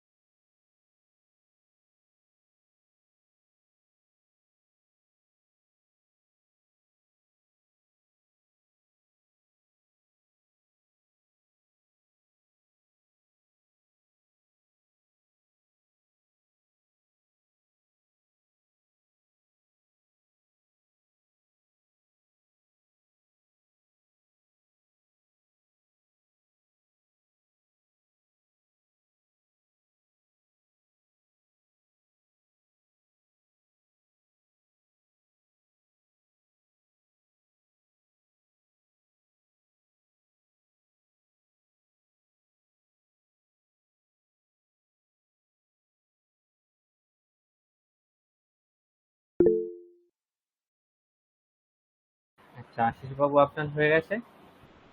হ্যাঁ স্যার। হ্যাঁ, বলুন আপনি কি করেছেন। প্রথমটা রাম বনে আছেন, হুম রামঃ হুম বনে তিষ্ঠতি। তিষ্ঠতি অথবা অস্তি। আচ্ছা, আচ্ছা, এখানে বনে এটা কোন কারক হলো তাহলে? অধিকরণ, অধিকরণ কারক হলো। কারণ মানে কোথায় আছে, বনে আছে। হ্যাঁ, কোথায় দিয়ে প্রশ্ন করে, ক্রিয়াকে কোথায় দিয়ে প্রশ্ন করে। আচ্ছা, এখন আর কোথায় বললে হবে না, আমরা যেহেতু সংস্কৃত পড়ছি, তাই হ্যাঁ, এখন আর কোশ্চিন কোথায় করবে। নয়, তসমিন আসছে। ঠিক আছে, বনে আসছে। ঠিক। আচ্ছা, তারপর সীতা কুঠার হুম, দিয়ে গাছ কাটছে, সীতা কুঠারেণ হুম, বৃক্ষং বৃক্ষম ছিন্নত্তি। ছিনাত্তি, সীতা কুঠারেনা বৃক্ষম বৃক্ষম ছিন্নত্তি। ছিনাত্তি। ঠিক আছে। আচ্ছা, কুঠারেনা এখানে তৃতীয়া কেনন হলো? কুঠারের দ্বারা, মানে হুম, কেন কেন কেনা, কেনা ছিন্নত্তি, ছিনাত্তি। কুঠারেণ ছিন্নত্তি। হুম, তা ছিনাত্তি, সীতা তা ছিনাত্তি, ছিন্নত্তি, তাই সীতা হলো কর্তৃকারক। সত্যিকারক। ঠিক আছে। আচ্ছা, তারপর ঘোড়াটি পাহাড় থেকে পড়ছে, হুম অশ্বঃ হুম পর্বতাৎ পততি। পর্বতাৎ পততি। এখানে যেহেতু কোথা থেকে, পাহাড় থেকে, তাই অপাদান। অপাদান কারক, অপাদান কারকে পঞ্চমী, আর পর্বতাৎ পততি। আচ্ছা, ঠিক আছে, বাকি আকাশবাবু হয়েছে আপনার। আচ্ছা, আমি এটা করেছিলাম স্যার। বলুন। অশ্বং অশ্বং পর্বতেন পততি, এটা তো হবে না নাকি? না, অশ্বম পর্বতেনা পততি, প্রথম কথা হচ্ছে অশ্ব হচ্ছে অকারান্ত পুংলিঙ্গ শব্দ। ঠিক আছে, অশ্বাহা হবে, অশ্বম তো হবেই না। তারপর দেখুন, ঘোড়াটি উড়ছে, ঠিক আছে, অশ্বাহা পততি, তাই অশ্ব হলো কর্তৃকারক। এখন বলা হচ্ছে পাহাড় থেকে, কোথা থেকে, কসমাৎ পততি। এখন কসমাৎ দিয়ে প্রশ্ন করে যেটা উত্তর পাওয়া যায় সেটা সবসময় কি হয়, অপাদান কারক হয়, অপাদান কারকে পঞ্চমী হয়, তাহলে তৃতীয়া তো কোনোভাবেই হওয়া সম্ভব না। তাহলে অশ্বাহা পর্বতাৎ পততি। ঠিক আছে। আচ্ছা, তারপর আপনি একদম শেষের বাক্যটা বলুন আকাশবাবু, বোতলে বা বোতল থেকে জল পড়ছে। কুপি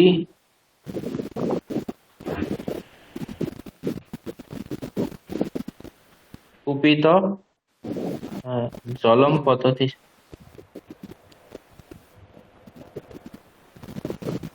কুপিতঃ,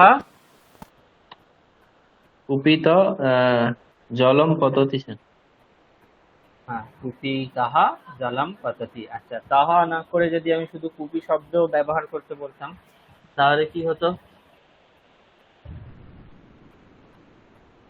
কুপি থেকে তো স্যার, হুম, তাহলে স্যার কুপি অপাদান শব্দে, কারকে হবে তো, অপাদান। অপাদান কারক হলে কুপি শব্দের অপাদান মানে পঞ্চমীর এক বচনে কি রূপ হবে? পেয়া, কুপিতা পেয়া। কুপ্যাহা। হ্যাঁ, কুপিয়া, হ্যাঁ, কুপ্যাহা জলম পততি। পততি কুপ্যাহা জলম পততি। সে এটা পততি। কয় দীর্ঘও তো না হর্ষ? ক্ষয় দীর্ঘ উকার, কুপি। আচ্ছা, তারপরের বাক্যটা কি করেছেন, মানে তার আগের বাক্যটা, শ্যামের মাকে ডাকো, শ্যামের মাকে ডাকো। শ্যামের মানে স্যার শ্যামের শ্যামাস সঙ্গে মায়ের সম্পর্ক আছে, মানে সম্বন্ধ আছে, তাহলে শ্যামের মাকে, তাহলে এখানে ষষ্ঠী বিভক্তি হবে, কি হবে? শ্যামস্য শ্যামস্য জননীম হ্যাঁ, আহ্বয়। জননীম আহ্বয়, শ্যামস্য জননীম আহ্বয়, অথবা শ্যামস্য মাতরম আহ্বয়। ঠিক আছে, তারপর ভগবান ভক্তকে আশীর্বাদ দিচ্ছেন। হুম ভগবান ভক্তম আশীর্বাদম দদাতি। হুম, আমি একটু আগেই কি বললাম, দা ধাতুর প্রয়োগে যাকে দেওয়া হয় তাকে তার থেকে সবসময় চতুর্থী হয়। আচ্ছা নরেন্দ্র বাবু, আপনি কি করেছেন এটা? না, আমি এটা করতে পারিনি। আচ্ছা আশিস বাবু, কি হবে এটা? ভগবান হুম ভক্তায় হুম আশীর্বদতি। ভগবান ভক্তায় আশীর্বদতি অথবা আশীর্বাদ আশীর্বাদন দদাত দদাতি। দদাত। আচ্ছা। আকাশবাবু বুঝেছেন? যেহেতু দা ধাতুর প্রয়োগে আচ্ছা। যাকে দেওয়া হয় তার থেকে সবসময় চতুর্থী হয়, ঠিক আছে? তাহলে এখানে যেহেতু আশীর্বাদ ভক্তকে দিচ্ছে, তাই ভক্ত থেকে চতুর্থী হবে। ভক্তায় আশীর্বাদম আশীর্বাদ দদাতি। দদাতি। ঠিক আচ্ছা। আছে?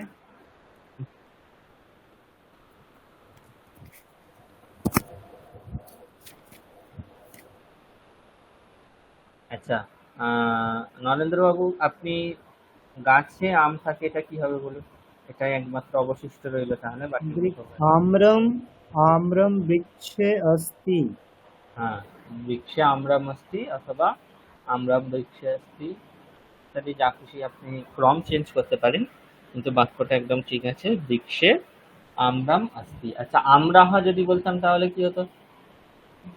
शांति। না, এটা আপনারা হয়তো অনেকেই জানেন না। আমরাহ, যে কোনো ফলবাচক শব্দ যদি নপুংসক লিঙ্গে হয় তাহলে সেটার অর্থ হচ্ছে ফল, আর যদি পুংলিঙ্গে হয়, যেমন হচ্ছে আমরাহা মানে হচ্ছে আম গাছ, যদি পুংলিঙ্গে হয় তাহলে তার অর্থ হবে আম গাছ। আর আমরাম যদি বলি তাহলে হবে আম ফল। ঠিক আছে? পনাসাম মানে হচ্ছে কাঁঠাল ফল, পনাসাহা যদি বলি তাহলে সেটা হচ্ছে কাঁঠাল গাছ। ঠিক আছে? এইভাবে নানান ফল যদি আমরা বলি, ঠিক আছে, যেমন হচ্ছে ধরুন জম্বিরাম, জম্বিরাম মানে হচ্ছে জাম, জাম ফল। আর জম্বিরাহা যদি বলি তাহলে সেটা হচ্ছে জাম গাছ। ঠিক আছে? এইভাবে কিংবা দ্রাক্ষাম, যদি দ্রাক্ষাম বলি তাহলে হচ্ছে আঙ্গুর ফল, যদি দ্রাক্ষাহা বলি তাহলে হচ্ছে আঙ্গুর গাছ। ঠিক আছে? বুঝতে পেরেছেন সকলে? হ্যাঁ স্যার। হুম, তাহলে কারক বিভক্তিটা মোটামুটি সকলে ঠিকঠাক লাগলো? কারো স্যার, কিছু আমার অসুবিধা? এই বাক্যটা নিয়ে একটু বলবো। ভগবান ভক্তকে আশীর্বাদ দিচ্ছেন, যে আমি হ্যাঁ লিখেছি বলুন। ভগবান হুম ভক্তায় হুম আশীর্বাদ। স্যার আশীর্বাদ হবে তো নাকি? না, আশীর্বাদ আহা হবে না। কি দিচ্ছে? দা ধাতু, দা ধাতু হচ্ছে দদাতি। ঠিক আছে, এখন কহ দদাতি, ভগবান দদাতি, তাই ভগবান কর্তৃকারক প্রথমা ঠিক আছে। ভগবান কিম দদাতি, ভগবান কিম আশীর্বাদ। দদাতি, আশীর্বাদ দদাতি, তাহলে আশীর্বাদ এটা হচ্ছে কর্মকারক, কর্মকারকে দ্বিতীয়া আশীর্বাদম দদাতি। ও, ঠিক আছে?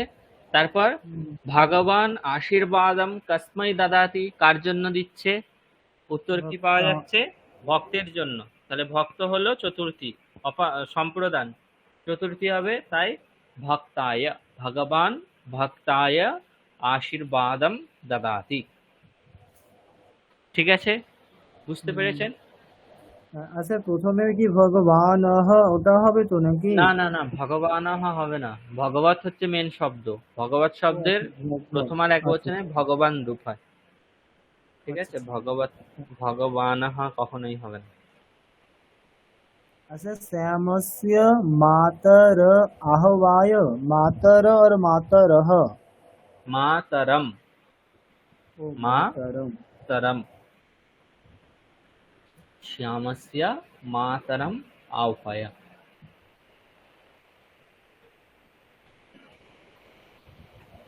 স্যার এই তাহলে এই গানটাতে যে আছে বন্দে মাতরম, তাহলে কি এটা বলতে চাইছে, এটার মানে কি হচ্ছে? বন্দে মানে কি? অহম বন্দে, আমি বন্দনা করছি। ঠিক আছে? আমি কাকে বন্দনা করছি? মাতরম, হে মা, মা, মা আমি তোমাকে বন্দনা করছি। মাতরম মানে হচ্ছে মাতৃ শব্দের দ্বিতীয়ার এক বচন, মাতরম। বন্দে মাতরম, আমি তোমাকে বন্দনা করছি, মা আমি তোমাকে বন্দনা করছি। ঠিক আছে? কি বললেন স্যার? তৃতীয়া মাতৃ শব্দে দ্বিতীয়ার এক বচন। তৃতীয়ার এক বচন। হুম।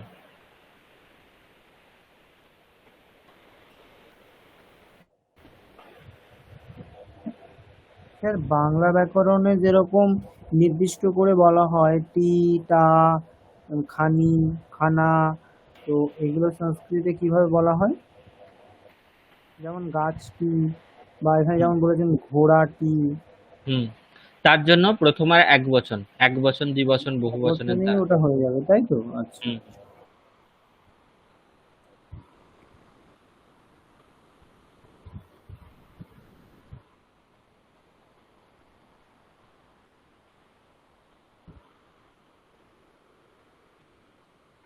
আচ্ছা, আর কারো কিছু প্রশ্ন নেই, তাই তো? না স্যার, না স্যার। ঠিক আছে, তাহলে কারক বিভক্তি সকলে বুঝলেন। আচ্ছা, তাহলে আমরা এখনো পর্যন্ত কি কি দেখলাম? শব্দের পরিচয় দেখলাম, শব্দ কাকে কাকে বলে, নাম, দ্রব্য আর গুণ বোঝাতে হয়। ঠিক আছে, ধাতু কাকে কাকে বলে দেখলাম, যার দ্বারা ক্রিয়া বোঝানো হয়। শব্দ থেকে শুভ বিভক্তি হয়, শুভ বিভক্তি 21টা, সেটা দেখলাম। শব্দ থেকে শুভ বিভক্তি হয় বলে শব্দকে সুবন্ত বলা হয়। আচ্ছা, শব্দকে আর একটা জিনিস বলা হয়, যেটা আমি আগের দিন বলেছিলাম, মনে রাখতে বলেছিলাম। কার মনে আছে শব্দের আর একটা নাম? স্যার প্রাতিপদিক। প্রাতিপদিক। তাহলে শব্দের আর একটা নাম হচ্ছে প্রাতিপদিক। তারপর দেখলাম ধাতু, ধাতু কাকে বলে দেখেছি, যার দ্বারা ক্রিয়া বোঝানো হয়, সেটাই হচ্ছে ধাতু। ধাতুর পর পরস্মৈপদী ধাতু হলে প্রথম নটা প্রত্যয় হয়, আর আত্মনেপদ ধাতু হলে অন্তিম নটা প্রত্যয় হয়। তাই ধাতু হচ্ছে তিঙন্ত বলা হয়, যেহেতু তিং প্রত্যয় ধাতুর পরে হয়। ঠিক আছে। তারপর দেখলাম আমরা যে ধাতুর 10টা গণ আর 10টা লকার, তাদের কি কি অর্থ ইত্যাদি দেখলাম। ঠিক আছে। তারপর হলো কারক। এখন দেখুন, একটা বাক্য রচনা করতে গেলে আমাদের মেন যেই জিনিসগুলো দরকার, সেটা হচ্ছে ধাতুরূপ, শব্দরূপ, ধাতুরূপের কোন পুরুষ কোন বচন ইত্যাদি, আর শব্দরূপের কোন কারক কোন বিভক্তি ইত্যাদি জানতে হয়। ঠিক আছে। তাহলে এখনো পর্যন্ত বাক্যে গঠনের জন্য যেই যেই মেন জিনিসগুলো, সেগুলো আমাদের পুরোপুরিভাবে রেডি হয়ে গেল। এখন এরপর যেটা আমাদের দেখতে হবে সেটা হচ্ছে যে বাক্য কোন বাচ্যে আছে। ঠিক আছে, বাচ্য জিনিসটা আমরা সব ভাষার ক্ষেত্রেই মানে সব ভাষাতেই পাই, কর্তৃবাচ্য, কর্মবাচ্য ইত্যাদি ইত্যাদি। ইংলিশেও পেয়েছি, বাংলাতেও পেয়েছি। ঠিক আছে, সংস্কৃতেও বাচ্য আছে। ঠিক আছে, কিন্তু একটা জিনিস মনে রাখতে হবে যে আমরা সাধারণত বাংলাতে কটা বাচ্য দেখতে পাই? কি কি বাচ্য দেখতে পাই আমরা বাংলাতে?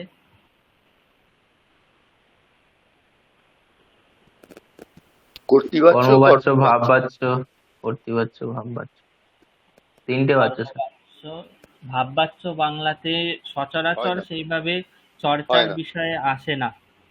ঠিক আছে, আছে, আপনি বলতেই পারেন যে ভাববাচ্য আছে, কিন্তু চর্চার বিষয় হিসেবে ভাববাচ্য বাংলা এবং ইংরাজিতে সেইভাবে প্রাধান্য পায় না। ঠিক আছে, কিন্তু সংস্কৃতে ভাববাচ্যের বিশেষ প্রাধান্য আছে। ঠিক আছে, এখন তাহলে আমাদের দেখতে হবে যে বাচ্য কি।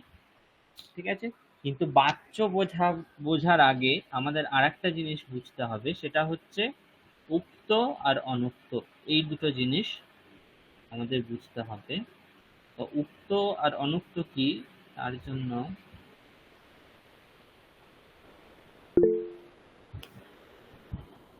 বলুন। স্যার এই যে কারকটা পড়ালেন, কারকের যে পুরো পড়ালেন, এর মধ্যে যে বিভক্তির আরো অনেক রূপ আছে, সেগুলো কি আমরা যাব, না এইটুকুতেই আমাদের হয়ে যাবে? বিভক্তির আরো রূপ, অনেক রূপ বলতে? মানে বিভক্তি, দ্বিতীয় বিভক্তি আর কোথায় কোথায় ব্যবহার হয়, বা তৃতীয় বিভক্তি আর কোথায় কোথায় ব্যবহার হয়, চতুর্থী বিভক্তি আর কোথায় কোথায় হয়, সেইগুলো যে ডিটেলস গুলো, ওগুলো ওগুলো কি ওগুলো দরকার? আপনাদের অমিত স্যার পড়াবেন। আচ্ছা আচ্ছা, ঠিক আছে ঠিক আছে। ঠিক আছে, মানে আমি ওগুলো। কারকটার উপর দিয়ে চলে গেছেন, তো ওই জন্য জিজ্ঞেস করলাম যে হুম হুম কারকটা যেটুকু করেছেন এটা করতেই আমাদের হয়ে যাবে, তাই তো? হুম হুম আমার ঠিক আছে। এইটুকুই। এরপর অমিত স্যার আপনাদের পড়াবেন যে এছাড়া যেমন হচ্ছে নানা শব্দ যোগ থাকলে হ্যাঁ, তারপর পৃথক শব্দ যোগ থাকলে, বিনা শব্দ যোগ থাকলে বিনা শব্দ। দ্বিতীয়া হয়। হ্যাঁ, এগুলো অমিত স্যার আপনাদের পড়াবেন। আচ্ছা, ঠিক আছে, ঠিক আছে। ঠিক আছে। এখন এবার একটা জিনিস বুঝতে হবে, সেটা হচ্ছে উক্ত আর অনুক্ত কি। আচ্ছা, উক্ত আর অনুক্ত বোঝাবার আগেই আপনাদের সবার প্রথমে আমি একটা কথা বলে দিচ্ছি। উক্ত আর অনুক্ত হচ্ছে ব্যাকরণের টেকনিক্যাল টার্ম। এই দুটো টার্মকে আমরা অতি সহজে বোঝার জন্য দুটো সহজ টার্ম ব্যবহার করব। সেটা হচ্ছে উক্তর জন্য হচ্ছে প্রধান বা প্রাধান্য পাওয়া, আর অনুক্ত এটার জন্য হচ্ছে অপ্রধান বা অপ্রাধান্য পাওয়া। এই দুটো শব্দ আমরা ব্যবহার করব। উক্ত হচ্ছে প্রধান আর অনুক্ত হচ্ছে অপ্রধান। ঠিক আছে। বা উক্ত মানে হচ্ছে যেটাকে প্রাধান্য দেওয়া হয়, অনুক্ত মানে হচ্ছে যেটাকে প্রাধান্য দেওয়া হয় না। ঠিক আছে। এখন দেখুন তাহলে এখানে কি লেখা আছে, যে একটি সময়ে একটির দ্বারা একটি কারক উক্ত হয়। আচ্ছা, একটির দ্বারা বলতে এখানে সবার প্রথমেই ধরে নিতে হবে যে একটি ক্রিয়ার দ্বারা। ঠিক আছে। যেহেতু আমরা দেখেছি যে কারক নির্ণয় করতে গেলে সবার প্রথমে আমাদের কি খুঁজতে হচ্ছে, সবার ক্রিয়াপদ প্রথমে আমাদের বুঝেছে, ক্রিয়াপদ খুঁজতে হবে। ক্রিয়াপদ। হ্যাঁ, ঠিক আছে।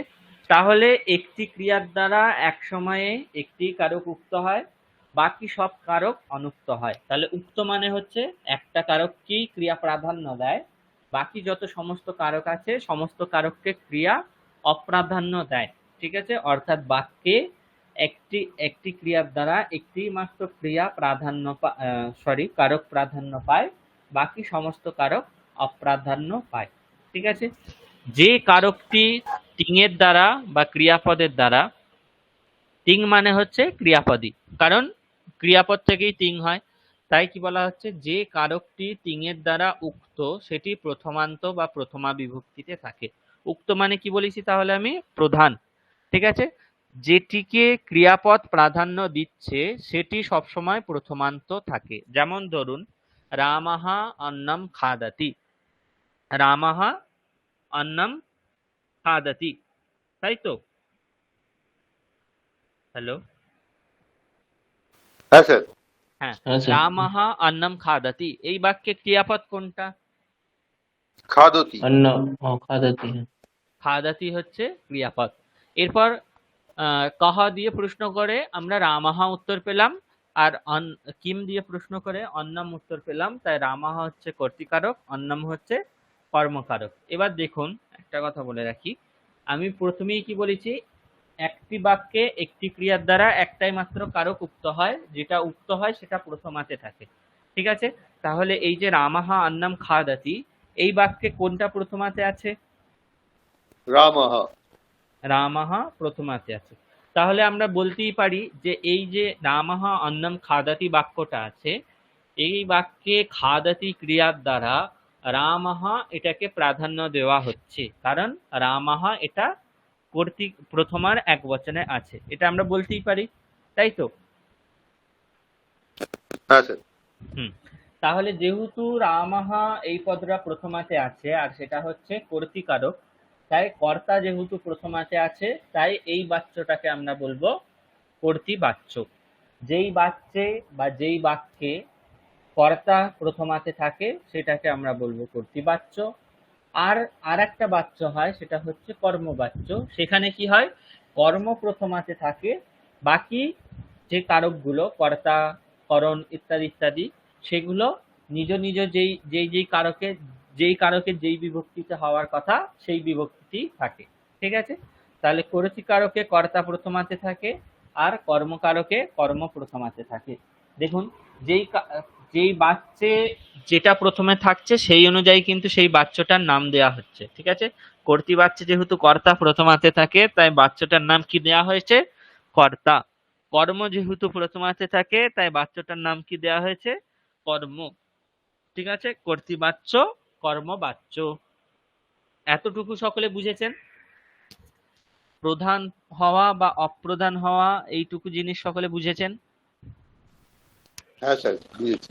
হ্যাঁ স্যার, স্যার। একটা একটা জিনিস প্রশ্ন করি, হুম যে হুম এই বলুন। যে আপনি বললেন যে যে কর্তা যে যেটা প্রধান হয় বা যাকে প্রাধান্য দেয় কর্তা, হুম। সেটা হচ্ছে কর্তা নয়, প্রথমায় হয়।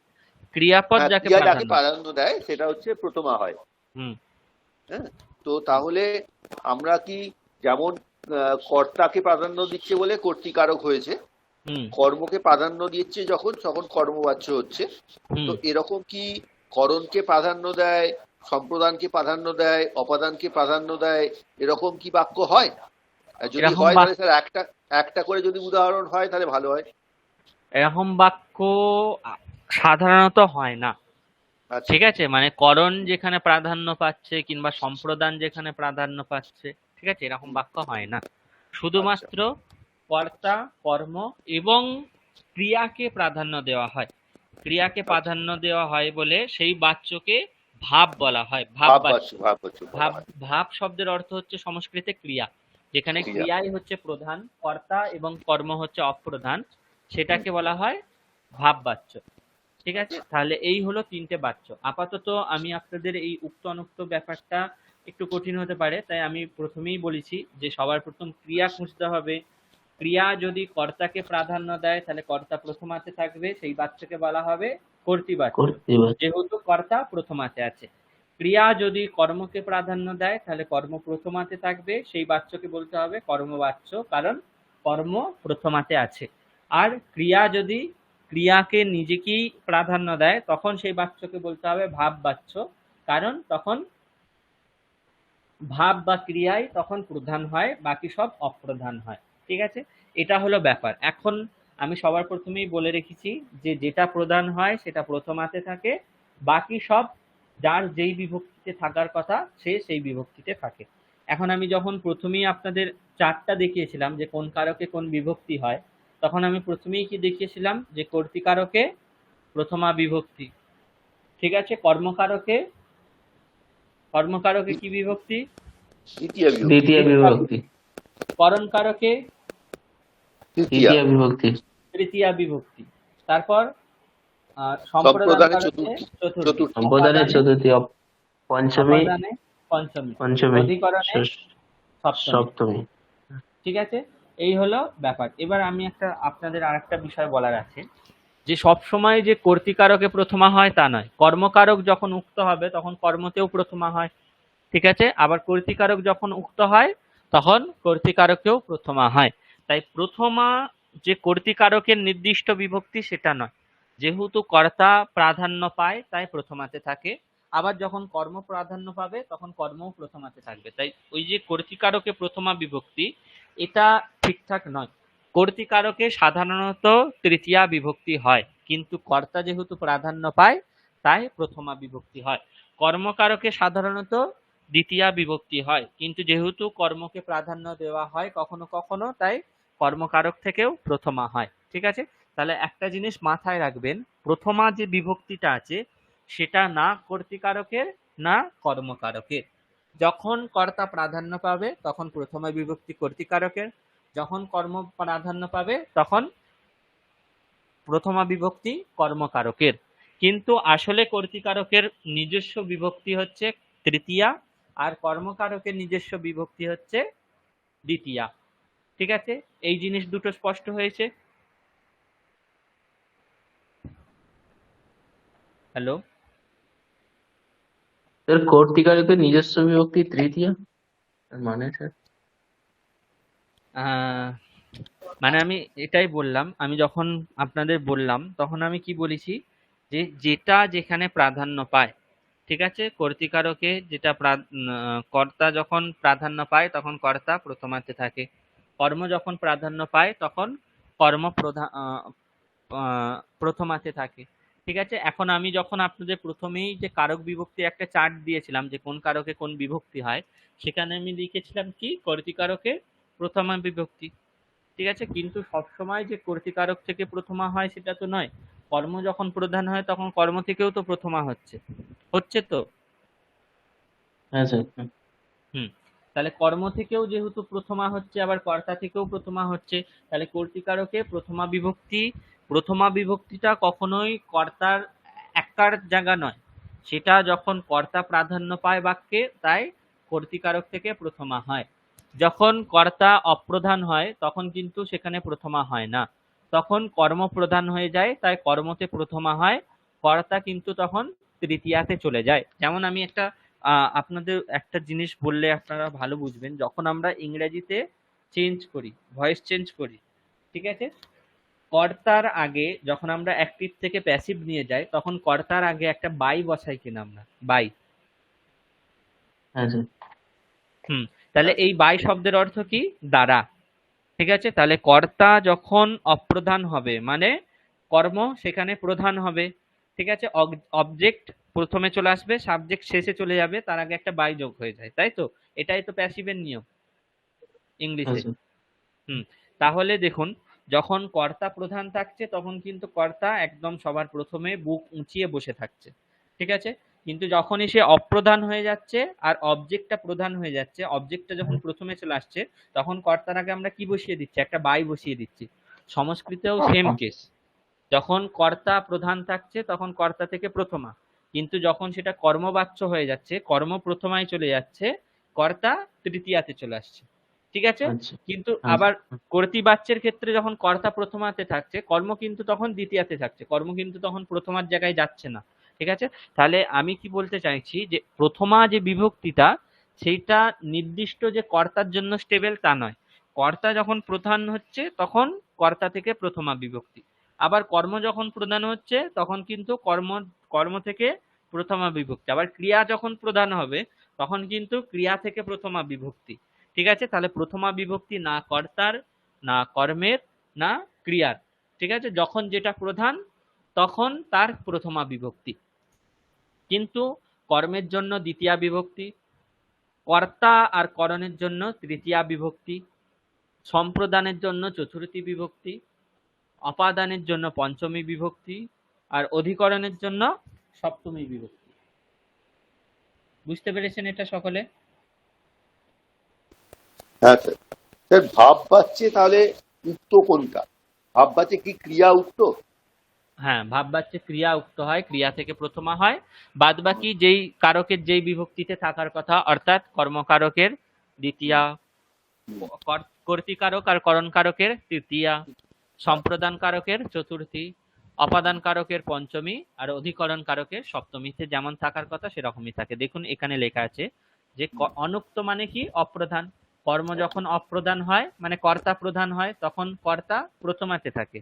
ঠিক আছে, আর কর্ম দ্বিতীয়াতে থাকে, করণ তৃতীয়াতে থাকে, সম্প্রদান চতুর্থীতে থাকে, অপাদান পঞ্চমী আর অধিকরণ সপ্তমীতে। যখন কর্ম প্রধান তখন কর্ম প্রথমাতে, ঠিক আছে, কর্তা আর করণ তৃতীয়াতে, সম্প্রদান চতুর্থীতে, অপাদান পঞ্চমীতে, আর অধিকরণ সপ্তমীতে।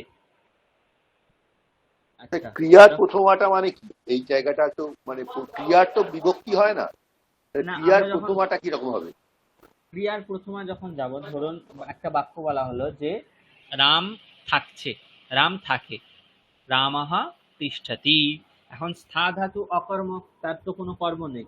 ঠিক আছে, আমরা যখন সেটাকে বাচ্য পরিবর্তন করব তখন আমরা কি বলবো? রামেণা স্থিয়তে। ঠিক আছে, এখন স্থিয়তে এখানে প্রথমা বিভক্তি কেন হলো? যে রামেনা এখানে তো তৃতীয়া হয়ে গেল। ঠিক আছে, রামাভ্যাম স্থিয়তে, আমি যদি রামেনা, রামাভ্যাম, রামৈহি যত খুশি এখানে চেঞ্জ করি না কেন, যেহেতু স্থিয়াতে এখানে ক্রিয়া প্রধান, ক্রিয়া কিন্তু স্টেবল থাকবে, প্রথমার এক বচনেই সবসময় থাকে।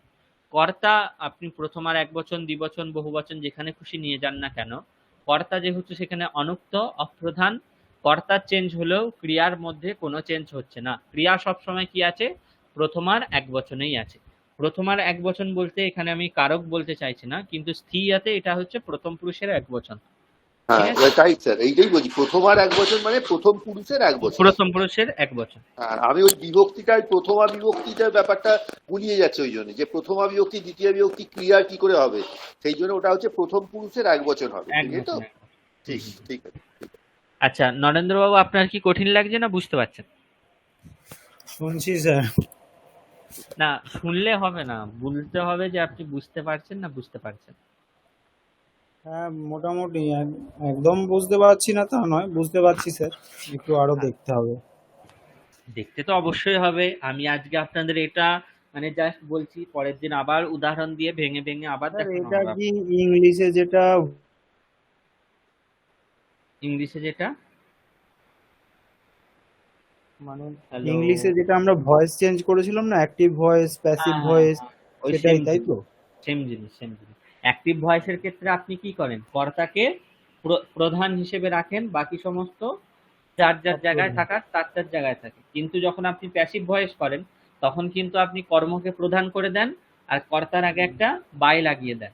এখানেও সংস্কৃতে সেম জিনিস। যখন আপনি কর্তৃবাচ্য করছেন, কর্তা প্রথমাতে থাকছে, বাকি যার যেই বিভক্তিতে থাকার কথা সেই বাকি সব কারক সেই সেই বিভক্তিতে থাকছে। কিন্তু যখন কর্মবাচ্য করছেন তখন কর্মকে প্রথমাতে আনছেন, আর ক্রিয়া বাই, যেহেতু এখানে সংস্কৃতে বাই এটার জন্য করণ কারক আছে, তৃতীয়া বিভক্তি আছে, তাই ক্রিয়া কর্তৃপদকে আপনি তৃতীয়া বিভক্তিতে নিয়ে চলে যাচ্ছেন। ঠিক আছে? হ্যাঁ স্যার। হুম। আচ্ছা আকাশবাবু, আপনি বুঝেছেন তো এটা? হ্যাঁ স্যার, বুঝেছি। কিন্তু স্যার এখানে অনুক্ত অপাদান অনুক্ত অধিকরণের উদাহরণ তো নেই স্যার। অনুক্ত উপাদান অনুক্ত অধিকরণ এগুলোই তো, মানে ধরুন রামাহ হস্তেনা অন্নম খাদাতি, এটা হচ্ছে আপনার কর্তৃকারকের বাক্য, রামাহ হস্তেনা অন্নম খাদাতি। এখন আমি বলছি, ধরুন আমি বললাম যে আমি কর্মবাচ্যে করব, কর্মবাচ্যে করলে কর্মটাকে প্রথমাতে নিয়ে যাবে, তাহলে অন্নম এটা কি হবে, অন্নমেই থাকবে, যেহেতু অন্ন শব্দ হচ্ছে নপুংসকলিঙ্গ শব্দ, তাই দ্বিতীয়ার এক বচন আর প্রথমা এক বচনের রূপ একই হয়, অন্নম খাদাতি। আর রামাহ হস্তেনা অন্নম খাদাতি, তাই অন্নমটা অন্নমই থাকবে। কর্তাকে তৃতীয়াতে নিয়ে যেতে হবে, তাহলে কর্তাকে তৃতীয়াতে নিয়ে গেলে রামেণ রামেণ। অন্নম অন্নম। এখন খাদাতি এটা কর্মবাচ্যে হলে একটা বিশেষ নিয়ম আছে, যে ধাতুর পর একটা ইয়কার আর তারপর আত্মনেপদ ধাতুর যেরকম রূপ, সেবাতে সেবেতে সেবান্তে সেরকম রূপ হবে। তাহলে এখানে খাদ হচ্ছে মেন ধাতু, তারপর একটা জকার লাগিয়ে দিতে হবে, তারপর আত্মনেপদের মতো রূপ চালাতে হবে। তাহলে খাদ দিয়াতে, খাদ দিয়েতে, খাদ দিয়ান্তে, খাদ দিয়াছে, খাদ দিয়েথে, খাদ দিয়াধ্বে, খাদ দিয়ে, খাদ দিয়া আবাহে, খাদ দিয়া আমাহে, এইরকম রূপ হবে। ঠিক আছে? আহ আচ্ছা, এখানে এবার কি লেখা আছে দেখা যাক। আপনারা ভয় পাবেন না, পরের দিন আবার এটার জন্যই থাকবো, আমরা প্রথম থেকে আবার এটাই দেখবো যে উক্ত অনুক্ত, কিন্তু উদাহরণ দিয়ে ভেঙে ভেঙে দেখবো। ঠিক আছে? আজকে জাস্ট আমি আপনাদের একটু বলে রাখছি, তার কারণ হচ্ছে এই উক্ত অনুক্ত জিনিসটা বুঝতে একটু সকলেরই জটিলতা লাগে। ঠিক আছে? যেহেতু আমরা আমরা তো এত টেকনিক্যালি মানে সুসংবদ্ধভাবে এইভাবে আমরা দেখি না, যে কর্তা প্রথমাতে থাকবে, কর্ম প্রথমাতে থাকবে, যদি কর্তৃবাচ্য হয় তাহলে কর্তা প্রথমাতে থাকবে, যদি কর্মবাচ্য হয় তাহলে কর্ম প্রথমাতে থাকবে। ঠিক আছে? কর্তৃবাচ্যে কর্ম দ্বিতীয়া, করণ তৃতীয়া, সম্প্রদান চতুর্থী, অপদান পঞ্চমী, অধিকরণ সপ্তমী। কিন্তু কর্মবাচ্য হলে কর্ম প্রথমা, কর্তা তৃতীয়া, ঠিক আছে, তারপর করণ তৃতীয়া, সম্প্রদান চতুর্থী, অপাদান পঞ্চমী, অধিকরণ সপ্তমী। এইভাবে আমরা তো এত মানে প্রতিটা জিনিস ধরে ধরে এত আমরা দেখতে অভ্যস্ত নয়। আমরা শুধুমাত্র ইংরাজির ক্ষেত্রে কি করি, মানে কর্তাটাকে শেষে নিয়ে যাই, অবজেক্টটাকে প্রথমে নিয়ে আসি, আর কর্তার আগে একটা বাই লাগিয়ে দিই, দিয়ে তারপর হ্যাভ বিন, হ্যাজ বিন, যেখানে যা যোগ করার সেগুলো আমরা যোগ করে দিই। ঠিক আছে? কিন্তু সংস্কৃতের ক্ষেত্রে তো তা নয়, প্রতিটা পদের বিভক্তির একটার একটার করে বিশেষ বিশেষ তাৎপর্য অবধারিত হয়েছে। ঠিক আছে? তাই আমাদের এইটুকু মাথায় রাখতে হবে যে সংস্কৃতে বাচ্য পরিবর্তনের ক্ষেত্রে তিনটে জায়গায় চেঞ্জ হয়, একটা হচ্ছে কর্তা, একটা হচ্ছে কর্ম, আর একটা হচ্ছে ক্রিয়াপদ। ঠিক আছে? কর্তার ক্ষেত্রে কর্তা প্রথমা, বাকি সব যেই সমস্ত কারক আছে যার যেই বিভক্তিতে থাকার কথা তারা সেখানেই থাকে, তার সঙ্গে ক্রিয়াপদ। ঠিক আছে?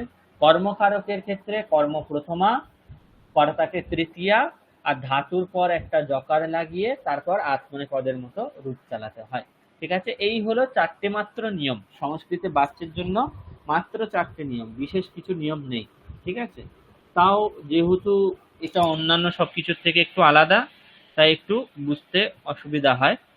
ঠিক আছে? আচ্ছা, এবার তাহলে এখানে কি লেখা আছে একটু দেখা যাক।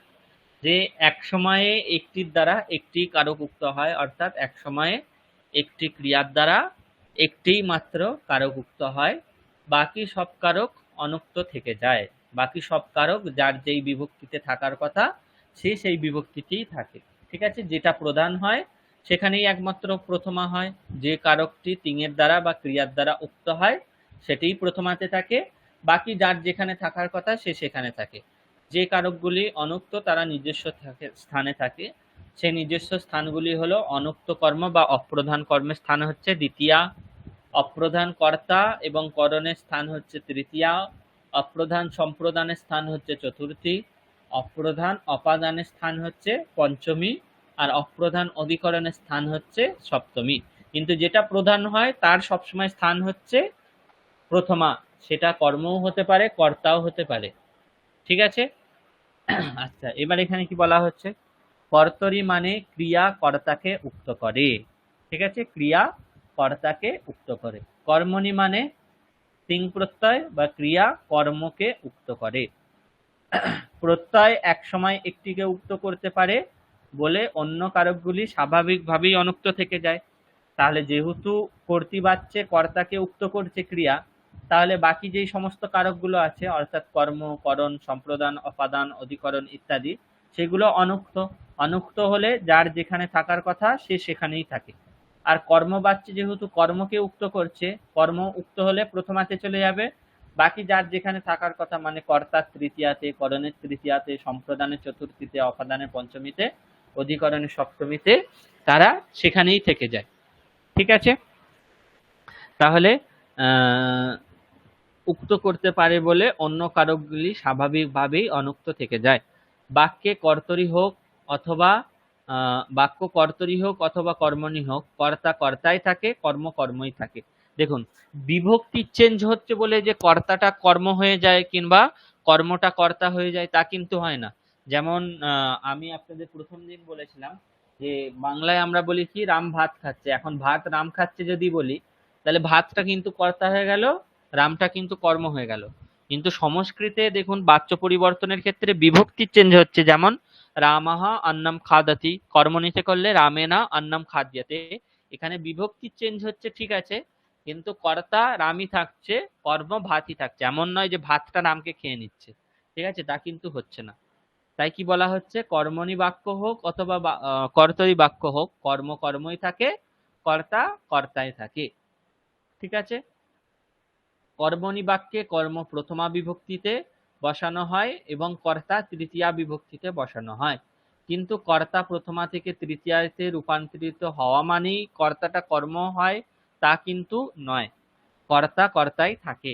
যে ক্রিয়ার যে কর্তা সে ক্রিয়ার কর্ম হবে কি করে? মানে যার যেটা কর্তা সে তো ক্রিয়ার কখনো কর্ম হয়ে যেতে পারে না, আর যার যেটা কর্ম সেটা আবার কখনো কর্তা হয়ে যেতে পারে না।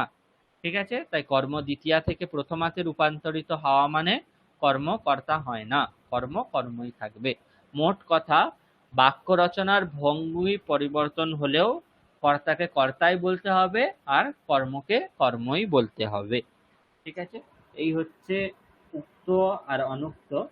এরপর আমরা পরের দিন ক্লাসে আবার উক্ত অনুক্ত জিনিসগুলো একটু ভালো করে ব্যাখ্যা করে দেখব। ঠিক আছে, চিন্তার কোনো কারণ নেই, এই জিনিসগুলোই আবার পরের দিন শুরু হবে। এখন তাহলে এতক্ষণ পর্যন্ত যা যা পড়ানো হলো সেখান থেকে যদি আপনাদের কিছু প্রশ্ন থাকে তাহলে করতে পারেন। স্যার, হুম, একটা বলুন। উদাহরণ দিলেন, রামহ অন্নম খাদতি। হুম এটা যখন কর্মবাচ্য হচ্ছে তখন হুম, হলো রামেন অন্নম খাদ্যতে, এটা হুম, হলো তো। তো হ্যাঁ, এখানে আমরা যখন কারক যখন আমরা পড়ছি তখন যেমন খাদতিকে যখন আমরা ক দিয়ে কোশ্চেন করলাম, ক হুম, খাদতি রাম হুম, খাদতি, তাহলে এটা হুম, হচ্ছে আমরা কর্তৃকারক বুঝতে পারলাম। হুম, কর্মবাচ্যে যখন খাদ্যতে, এই হুম। কথাটাকে কি আমরা প্রশ্ন করতে পারি ক খাদ্যতে, বা আহ, তখন তো কেন খাদ্যতে এরকম বলতে হবে কি? তখন তো হ্যাঁ, তখন রামের কথাটা তৃতীয়া বিভক্তি হয়ে গেছে, তখন কিরকম ভাবে কোশ্চেন করতে হবে? তখন আপনাকে প্রশ্নটা এইভাবেই করতে হবে যে কেনা খাদ্যাতে আর কিম খাদ্যাতে। কিন্তু কিম খাদ্যাতে দিয়ে প্রশ্ন করলে আমরা উত্তর কর্ম পাচ্ছি, কর্ম বাচ্চে এই কর্ম কারকে দ্বিতীয়া হয়, এটা আমাদের মাথায় বসে থাকলেও এটা মাথায় রাখতে হবে যে কর্মবাচ্যে যেহেতু প্রধান হয়, প্রধান হলেই সেটা তৃতীয়াতে চলে যাবে। আমরা যতই কিম দিয়ে প্রশ্ন করে অন্যম এই উত্তরটা পাই না কেন, সেটা কর্মকারক হলেও যেহেতু কর্মবাচ্যে কর্মপ্রধান হয়, তাই সেটাকে প্রথমাতে নিয়ে যেতে হবেই। ঠিক আছে, আর কর্তাকে তৃতীয়াতে নিয়ে যেতেই হবেই। তাই কেনা অন্নম খাদ্যাতে এটা আপনি করতেই পারেন, কিন্তু কর্মের ক্ষেত্রে কিম খাদ্যাতে প্রশ্ন করে অন্নম এই উত্তরটা পাওয়া গেলেও অন্নম কিন্তু প্রথমাতেই থাকবে, যেহেতু কর্ম প্রথমাতে হয়। এমন নয় যে কিম খাদ্যাতে দিয়ে প্রশ্ন করে আমরা কর্ম উত্তর পাচ্ছি বলে কর্মবাচ্য হলেও আমরা কর্মকে দ্বিতীয়াতেই রাখবো, তা কিন্তু না। কর্মবাচ্যে কর্ম প্রথমাতে হবেই, কারণ কর্ম প্রধান হয়। কর্মবাচ্যে যেটা প্রধান হবে সেটা প্রথমাতেই থাকবে, অন্য কোনো বিভক্তিতে থাকবে না। কর্তৃবাচ্যে কর্তা প্রধান বলে কর্তা থেকে সবসময় প্রথমা বিভক্তি, কর্মবাচ্যে কর্মপ্রধান বলে কর্ম থেকে সবসময় প্রথমা বিভক্তি। এখন কর্ম প্রথমা বিভক্তিতে থাকলেও তাকে আমরা কিম দিয়ে প্রশ্ন করেই উত্তরটা পাবো, কিন্তু কিম দিয়ে প্রশ্ন করে উত্তর পাচ্ছি বলে সেটা দ্বিতীয় বিভক্তিতে আবার নিয়ে চলে যাব, সেটা কিন্তু সম্ভব নয়। ঠিক আছে, কর্মবাচ্যে কর্মপ্রধান বলে প্রথমাতে থাকবে, সেটা আপনি কিম দিয়ে উত্তর পেতেই পারে, তাতে কোনো যায় আসে না, কিন্তু প্রথমা বিভক্তিতে রাখতে হবে। আর কর্তৃবাচ্যে কর্তা প্রথমাতে থাকে, সেখানে কহা দিয়ে প্রশ্ন করলে উত্তর পাওয়া যায়, ঠিক আছে। কর্মবাচ্যে আপনি কহা দিয়ে কিংবা কেনা দিয়ে দুটো দিয়েই প্রশ্ন করতে পারেন, কোনো অসুবিধা নেই। রামেনটা করণ কারক হবে তো? করণ কারক না, তৃতীয়া বিভক্তি। তৃতীয়া বিভক্তি। কারক কর্তৃকারকই, শুধুমাত্র বিভক্তির ইতস্তত হচ্ছে, কারকের কোনো ইতস্তত হয় না। যেটা কর্তা সেটা কর্তায়, যেটা কর্ম সেটা কর্মই। আচ্ছা, ঠিক আছে, বুঝতে পেরেছেন? হ্যাঁ স্যার। আচ্ছা, বাকি এদের বলছি বারবার যে ভয় পাওয়ার কিছু নেই, আমরা এগুলো আবার পরের দিন দেখবো, কোনো অসুবিধা নেই। যে যতটা বুঝেছেন, যে যতটা বুঝতে পারেননি, কোনো অসুবিধা নেই, আমরা পরের দিন আবার এই জিনিসগুলো দেখবো। ঠিক আছে, কোনো অসুবিধা নেই। ঠিক আছে, আর কারো কিছু প্রশ্ন থাকলে তাহলে করতে পারেন। স্যার বলছি, মূল্যায়ন প্রক্রিয়াটা কিভাবে হবে, অনলাইনে না অফলাইনে? মূল্যায়নটা তো আপনাদের অনলাইনেই হবে, অনলাইনে অনলাইন না? এবং গুগল ফর্মের দ্বারা হবে।